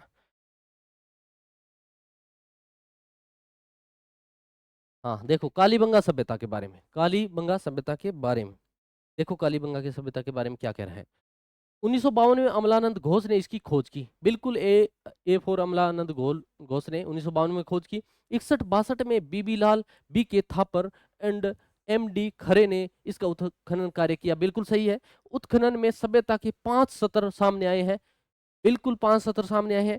कालीबंगा की सभ्यता को 4 भागों में बांटा गया नहीं, 4 भागों में नहीं बांटा गया है।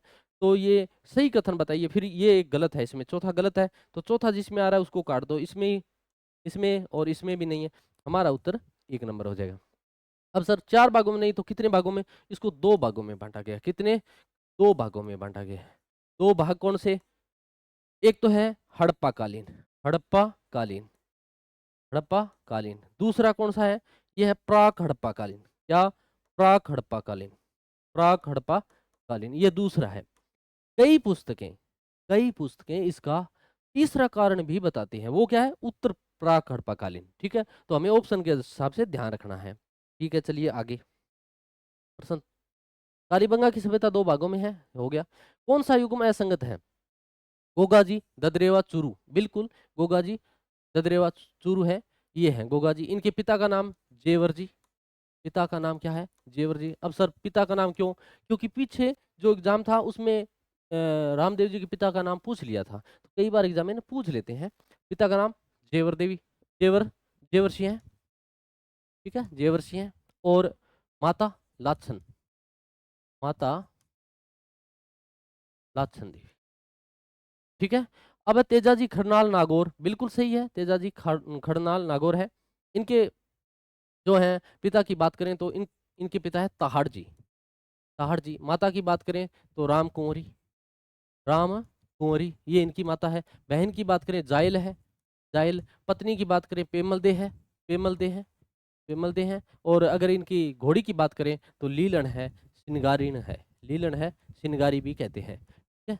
बहुत सारी बातें हैं, लेकिन अपने टेस्ट शेड्यूल कर रहे हैं, थोड़ा टाइम ज़्यादा ले रहा है, तो इसलिए थोड़ा सा ये आगे चलते हैं अपने। देव बाबा, बाबूजी कोलूमंड फलोदी में है। बिल्कुल सही बात है। और देव बाबा है वो मलानी बाड़मेर में नहीं है। अभी देव बाबा यहाँ नहीं है। तो देव बाबा भरतपुर में है। कहाँ है? भरतपुर में है। ठीक है? थोड़ा सा चलते हैं आगे। ये देखो, जयपुर राजघराने की कुल देवी मानी गई है आवड़ माता, सिकराई माता, जमुआई माता या फिर केला देवी माता। कौन सी? तो हमें पता है राजपूत घराने की जो है वो कौन सी है? कुल देवी जमुआई माता है। क्या है? जमुआई माता है। चलिए, जयपुर कछवाहा राजघराने की कुल देवी जमुआई माता है। जयपुर के कछवाहा राजघराने की इष्ट या आराध्य देवी अन्नपूर्णा है। ठीक है, इष्ट या आराध्य देवी वो अलग है, अन्नपूर्णा है। निम्न में से धौलपुर जिले की, अब राजस्थान ज्योग्राफी से संबंधित प्रश्न आ गए हैं। तो धौलपुर से संबंधित जो है जिला किससे बनाता है, थोड़ी सी बात करते हैं हम अगर राजस्थान की, कि राजस्थान में धौलपुर है वो किसकी सीमा कहाँ कैसे बनाता है।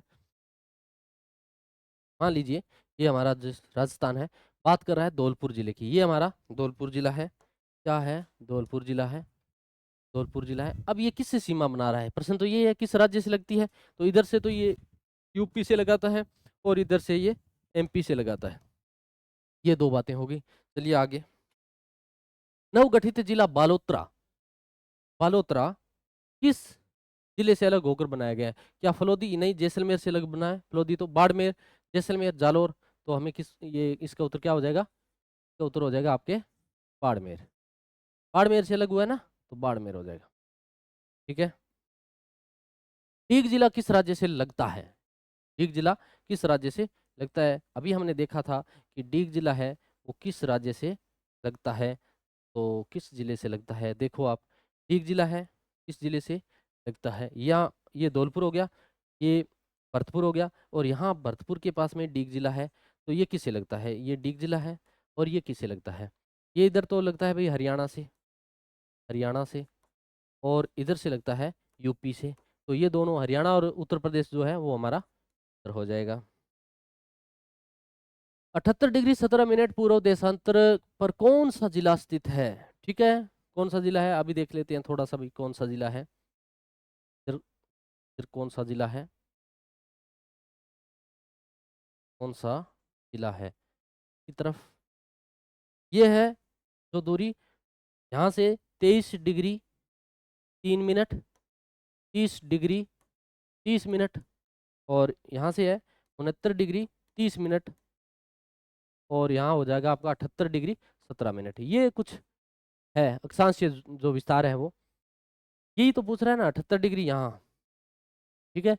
पूर्वी देशांतर में कौन सा जिला स्थित है? तो जैसलमेर तो आपका यहाँ रह गया, जैसलमेर। धौलपुर, धौलपुर ये रहा, लग रह गया। धौलपुर नहीं, धौलपुर यही है तो, धौलपुर यहाँ रह गया। और जयपुर, जयपुर यहाँ रह गया। बांसवाड़ा ये रहा। तो हमारा उत्तर क्या हो जाएगा? धौलपुर हो जाएगा। ठीक है। चलिए, राजस्थान की उत्तर दक्षिण व पूर्व पश्चिम के बीच की लंबाई और चौड़ाई में अंतर दोनों ही पूछ रहा है, यानी हमें दोनों ही क्या हो पता होनी चाहिए। दोनों में अंतर पूछ रहा है, तो हमें इस दोनों का क्या होना चाहिए? अंतर। तो ये जो दूरी है वो कितनी है? ये है 869, 869 किलोमीटर। और जो ये जो दूरी है वो कितनी है? 826 किलोमीटर। अब आप देख लो दोनों में अंतर कितना आएगा? 869 और 826, यानी 3 और 4 43 किलोमीटर। ये उत्तर हो जाएगा।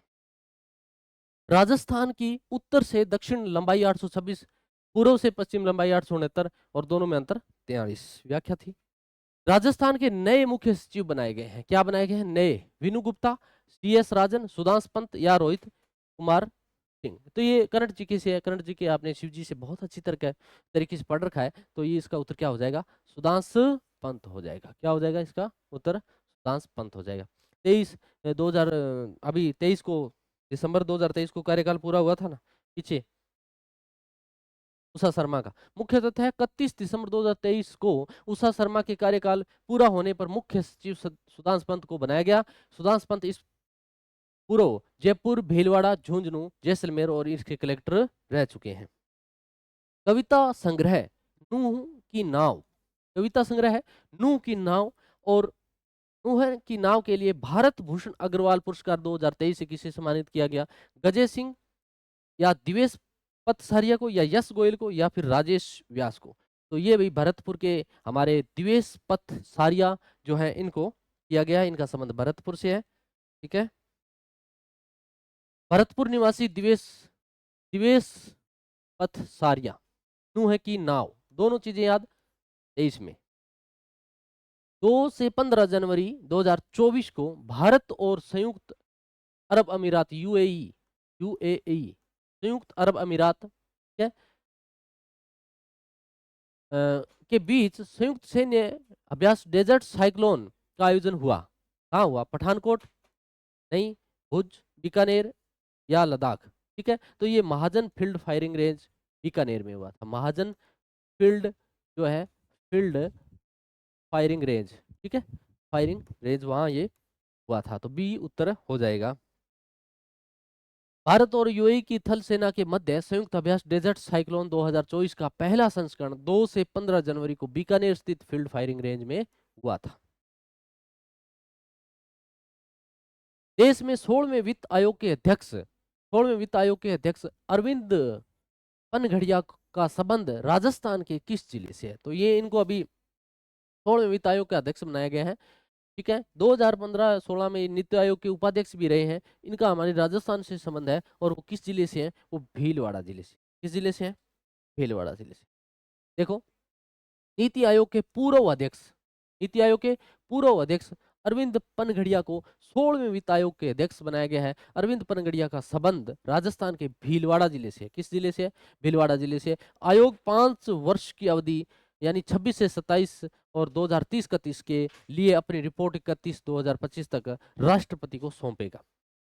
एनके सिंह की अध्यक्षता में 15वें वित्त आयोग का गठन नवंबर 2017 में किया गया था और जिसके संदर्भ की शर्तों को बाद में संशोधित करके 2019 में इसका कार्यकाल 6 साल तक बढ़ा दिया गया था। क्या?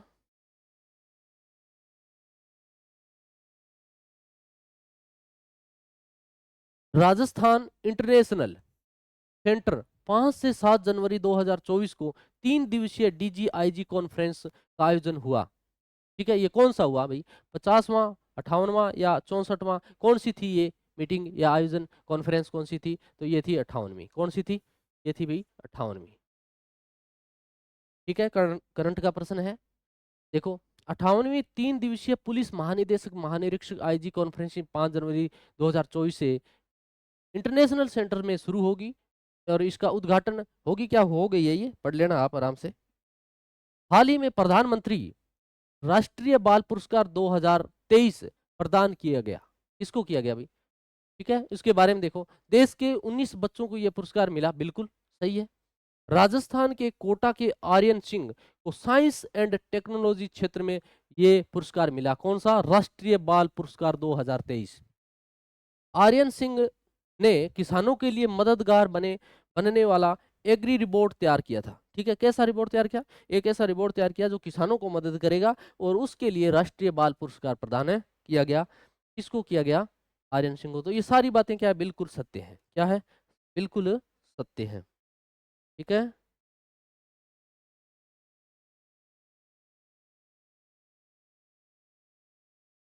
ठीक है। तो ये जो है प्रधान राष्ट्रीय बाल पुरस्कार की बात हो रही है, तो ये देख लेते हैं। ये सारी बातें क्या है? बिल्कुल क्या है?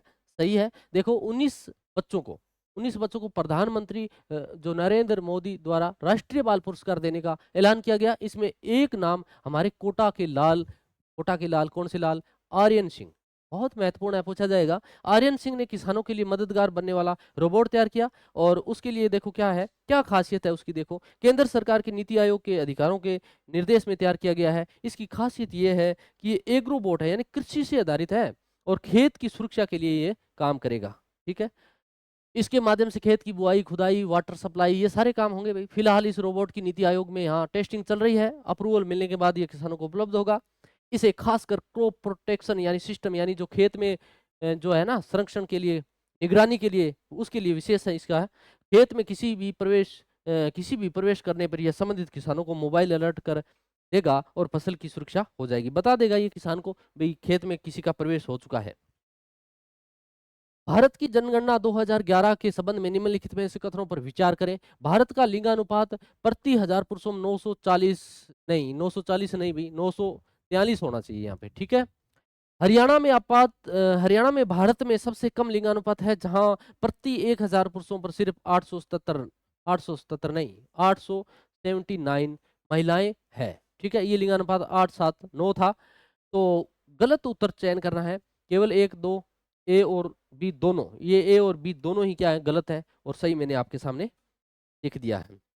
भारत की जनगणना 2011 की के अनुसार राज्यों की निम्नलिखित में से कौन सा क्रम राज्यों को साक्षरता के बढ़ते क्रम में दर्शाता है? साक्षरता, तो बढ़ते क्रम में दिखाना है तो हमें पता होना चाहिए कि लो साक्षरता किसका है। किसका है जो साक्षरता, वो बिहार का है। क्या है? बिहार का है। और दूसरा जो स्थान है वो किसका है? अरुणाचल प्रदेश का है। किसका? अरुणाचल प्रदेश का है। ठीक है, तो इसमें बिहार और अरुणाचल प्रदेश वाला है जो हमारा उत्तर हो जाएगा। 2011 की जनगणना के अनुसार निम्नलिखित में से किन जिलों में समूहों में सबसे कम जनसंख्या घनत्व पाया जाता है? किसमें भाई? सबसे कम राजस्थान में, जैसलमेर में है। कितना? 17। ठीक है, उसके बाद है बीकानेर। बीकानेर कितना? 78। उसके बाद में किसका है? उससे ज्यादा किसका है? उससे ज्यादा बाड़मेर का है। कितना? 92। ठीक है, ये है 17, 78 और 92। तो इसमें ये तीनों जिसमें ऑप्शन है वो हमारा उत्तर हो जाए। जैसलमेर, बीकानेर, चूरू आ गया नहीं, जोधपुर आ गया नहीं, पाली आ गया नहीं, ये हमारा उत्तर हो जाएगा। 2001 और 11 के दशक के दौरान राजस्थान में न्यूनतम जनसंख्या वृद्धि दर वाले जिलों का सही युग्म है। न्यूनतम जनसंख्या जो है वो किसमें है? राजस्थान की गंगानगर में है। कितनी है? गंगानगर में है। कितना? 10%। कितना? 10%। दूसरा कौन सा है? वो है झुंझुनू। दूसरा कौन सा है? झुंझुनू। वो कितना है? वो है 11.7%। ठीक है, 11.7%। तो इसमें गंगानगर और जो झुंझुनू है वो हमारा उत्तर हो जाएगा। 2011 की जनगणना के अनुसार अकेला भारतीय राज्य जिसमें 2001 की जनगणना की तुलना में जनसंख्या में कमी यानी गिरावट पाई गई है। किसमें पाई गई है गिरावट? महाराष्ट्र में, नागालैंड में, केरल में, गोवा में। तो ये गिरावट है जो 2001 की जनगणना की तुलना में 2011 में किसमें है? नागालैंड में है। ये इसमें है।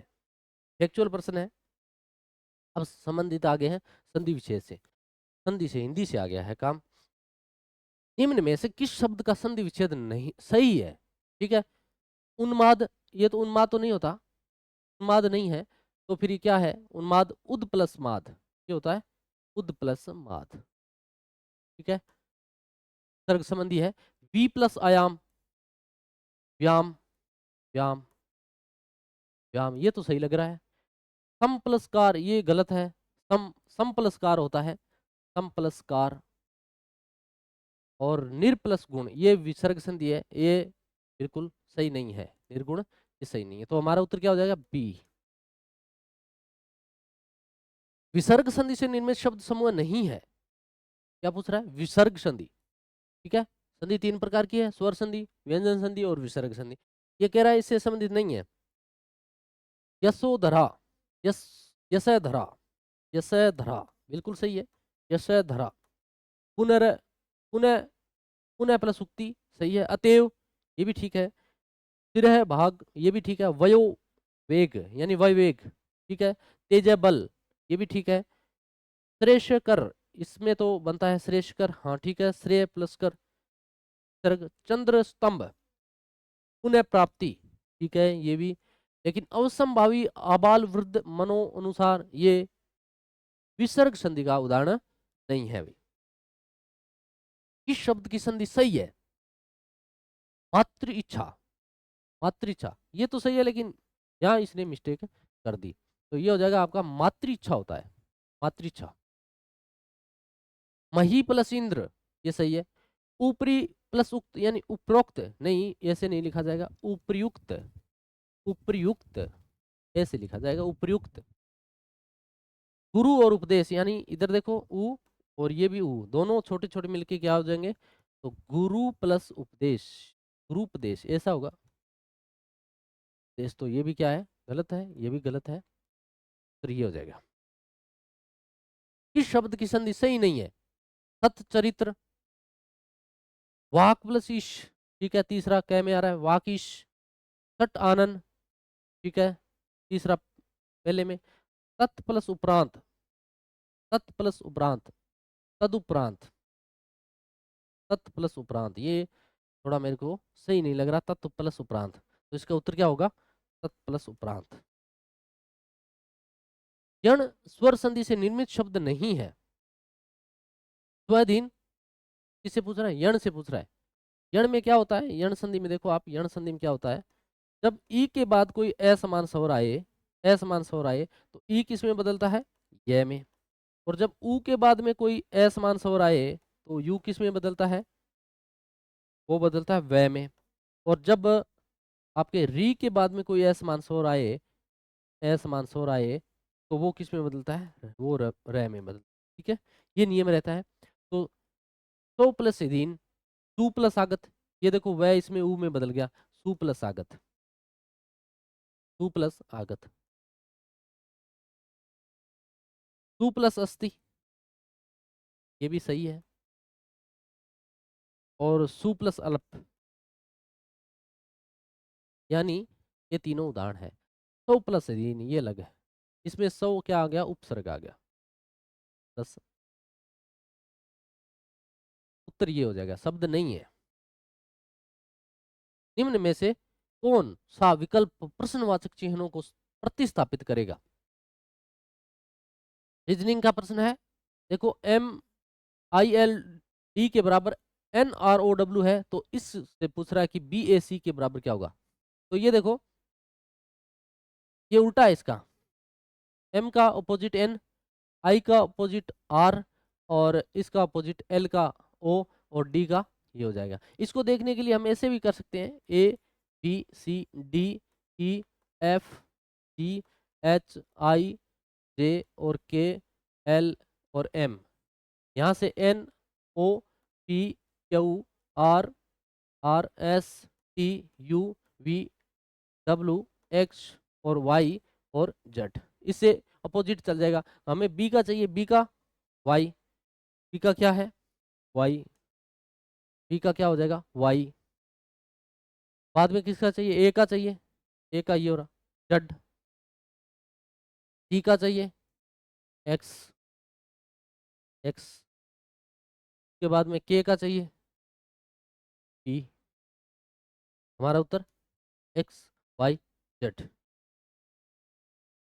जिस प्रकार 8 28 से संबंधित है, उसी प्रकार 27 किससे संबंधित है। देखो 8 8 किसका, 2 का क्यूब है, 2 का क्या है, क्यूब, यानी 8 8। ठीक है, अब क्या किया इसने, 2 प्लस 1 करके, 2 प्लस 1 करके यानी 3, और 3 का क्यूब कर दिया यानी 27, तो ये संबंधित हो गया ना। अब ये यानी 27, और इसमें फिर इसने 1 जोड़ दिया, क्यूब 27 और 27 में 1 जोड़ दिया, यानी ये हो गया 28। अब ये कह रहा है 27 किससे संबंधित है, तो 27 किसका क्यूब है, 3 का, 3 का क्यूब है। तो इसमें हम 3 प्लस 1 कर देंगे, या कितना हुआ 4, और 4 का क्यूब कितना हुआ 64, और 64 में यहाँ फार्मूला प्लस 1 वाला लगाया है इसने, यहाँ देखो 1 लगाया है, 27 प्लस 1 64 प्लस 1 बराबर 65, तो हमारा उत्तर क्या हो जाएगा, 65। ठीक है, वैज्ञानिक जिस प्रकार प्रयोगशाला से संबंधित है, उसी प्रकार मैकेनिक निम्नलिखित में से किससे संबंधित है, सड़क से, गैराज से, निवास से, गैलरी से, किससे। अभी देखो प्रयोगशाला होती है वो उसके लिए है, किसके लिए, वैज्ञानिक के लिए। तो जो मैकेनिकल है, टेक्निकल है, उसके लिए क्या होगा, गैराज के लिए, गैराज। उस विकल्प का चयन करें जो तीसरे शब्द से उसी प्रकार संबंधित है जिस प्रकार दूसरा शब्द पहले से है। बिल्ली की दहाड़, बिल्ली म्याऊं म्याऊं, और कोयल क्या करेगी, दहाड़ नहीं कर सकती, चिड़िया उड़न कुछ नहीं, कुहू कुहू, कोयल क्या करेगी, कुहू कुहू करेगी। और इसके पीछे पीछे हम भी कुहू कुहू लगा लेंगे। उस विकल्प का चयन करें जो तीसरे शब्द से उसी प्रकार संबंधित है जिस प्रकार कोडिंग डिकोडिंग दिया था ना, इसमें उससे संबंधित चल रहा है। पटना क्या है, बिहार की राजधानी है, तो भोपाल किसकी राजधानी होगी, मध्य प्रदेश की, सीधा सा है, कोई दिक्कत नहीं है। पदार्थ का परमाणु सिद्धांत किसने प्रतिपादित किया था, पदार्थ का परमाणु सिद्धांत किसने प्रतिपादित किया था, साइंस के प्रश्न है, फैक्चुअल है, किसने, डाल्टन ने, किसने, डाल्टन ने। जब किसी तत्व के परमाणु की एक से ज्यादा द्रव्यमान संख्या होती है तो क्या कहते हैं भाई, थोड़े से साइंस के प्रश्न है, आप थोड़ा उत्तर लगा लें। आइसोटोप, जो आएंगे उसमें अपने चर्चा कर लेंगे। परमाणु से प्राप्त ऊर्जा को कहते हैं, क्या कहते हैं, परमाणु से ऊर्जा, हमारे परमाणु ऊर्जा है ना, रावत बाटा में, जो राज्य का प्रथम है और भारत का दूसरा है, ठीक है, राणा प्रताप सागर पर। तो अगर वो परमाणु से प्राप्त ऊर्जा उसको क्या कहेंगे, उसको नाभिकीय ऊर्जा कहेंगे, क्या कहेंगे, नाभिकीय ऊर्जा कहेंगे।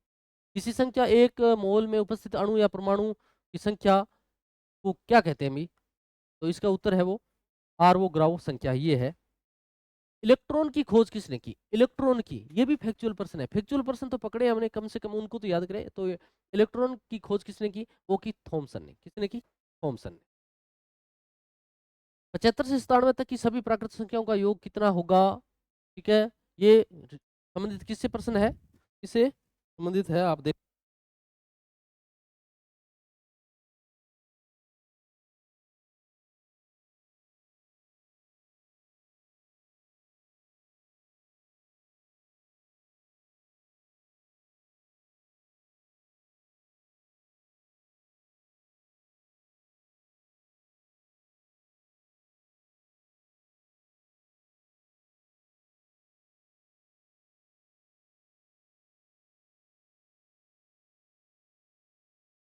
तो इसके बाद में हम क्वेश्चन नंबर मैथ का करते हैं, question number next.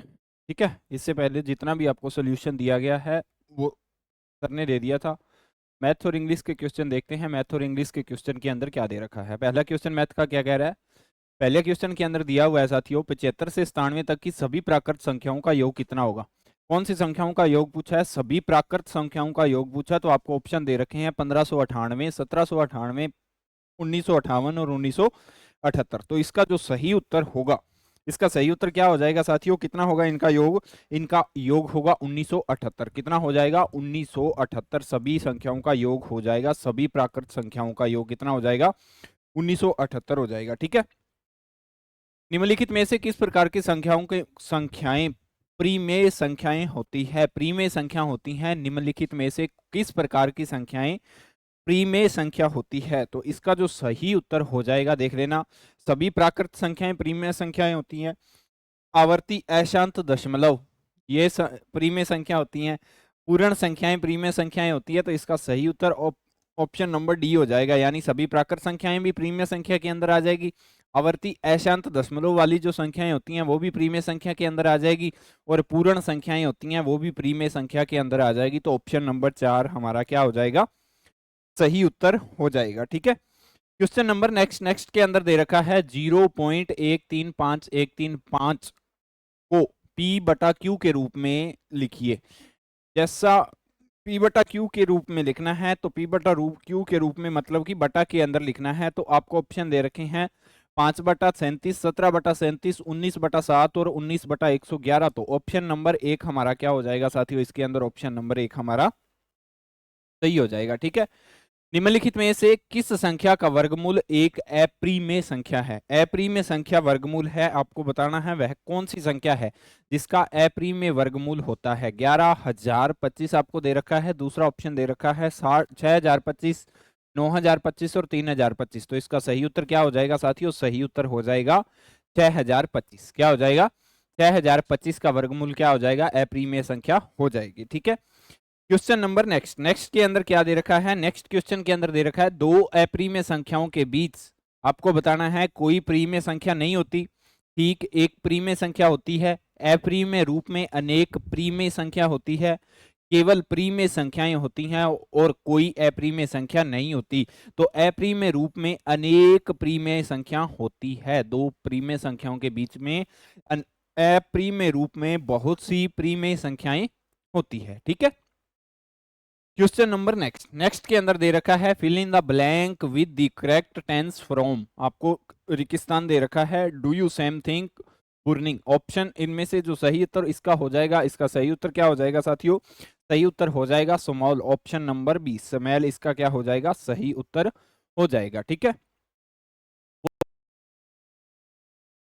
Next question के अंदर दे रखा है fill in the blank with the correct option. आपको सही ऑप्शन बताना है। आई, फिर दे रखा है blank, a play with printer. तो इसके अंदर जो सही ऑप्शन दे रखा है साथियों, सही ऑप्शन आप क्वेश्चन को पढ़ के क्या दोगे? Am reading, reading, have reading या हैड बीन रीड। इसके अंदर जो सही ऑप्शन हो जाएगा आई एम, आई के साथ में क्या लगेगा? I am reading. तो ये इसका सही उत्तर हो जाएगा। ठीक है, नेक्स्ट क्वेश्चन के अंदर दे रखा है fill in the blank with the correct option. फिर वही है, ब्रेड एंड बटर, फिर ब्लैंक दे रखा है गुड फॉर हेल्थ, यानी हेल्थ के लिए अच्छे हैं ब्रेड एंड बटर। तो इसके अंदर सही उत्तर क्या होगा? हैव बीन होगा, इज होगा, आर होगा या वेयर होगा? इसके अंदर सही उत्तर कौन सा हो जाएगा? सही उत्तर इसके अंदर हो जाएगा साथियों इज हो जाएगा। इसके अंदर सही उत्तर कौन सा हो जाएगा? यानी bread and butter is good for health. ठीक है, तो ये थे हमारे आज के पूरे 75 क्वेश्चन आपको दे दिए हैं टेस्ट नंबर 8 के। ठीक है, तो ये हमारी नाना क्लासेज ऐप के ऊपर फर्स्ट ग्रेड के लिए टेस्ट सीरीज चल रही है, आप इसको ज्वाइन कर सकते हो, जिसके अंदर आपको 75 क्वेश्चन दिए जाते हैं। ठीक है, और उनका वीडियो सोल्यूशन भी दिया जाता है नाना क्लासेस के ऑफिशियल यूट्यूब चैनल के ऊपर। ठीक है साथियों, ये थी हमारी आज की क्लास। अगर आपको क्लास अच्छी लगती है तो क्लास को लाइक करें, अपने दोस्तों के साथ शेयर करें। अगर आप नाना क्लासेस के यूट्यूब चैनल पे नए हो तो चैनल को सब्सक्राइब करें। मिलते हैं नेक्स्ट क्लास के साथ, तब तक के लिए जय हिंद जय भारत।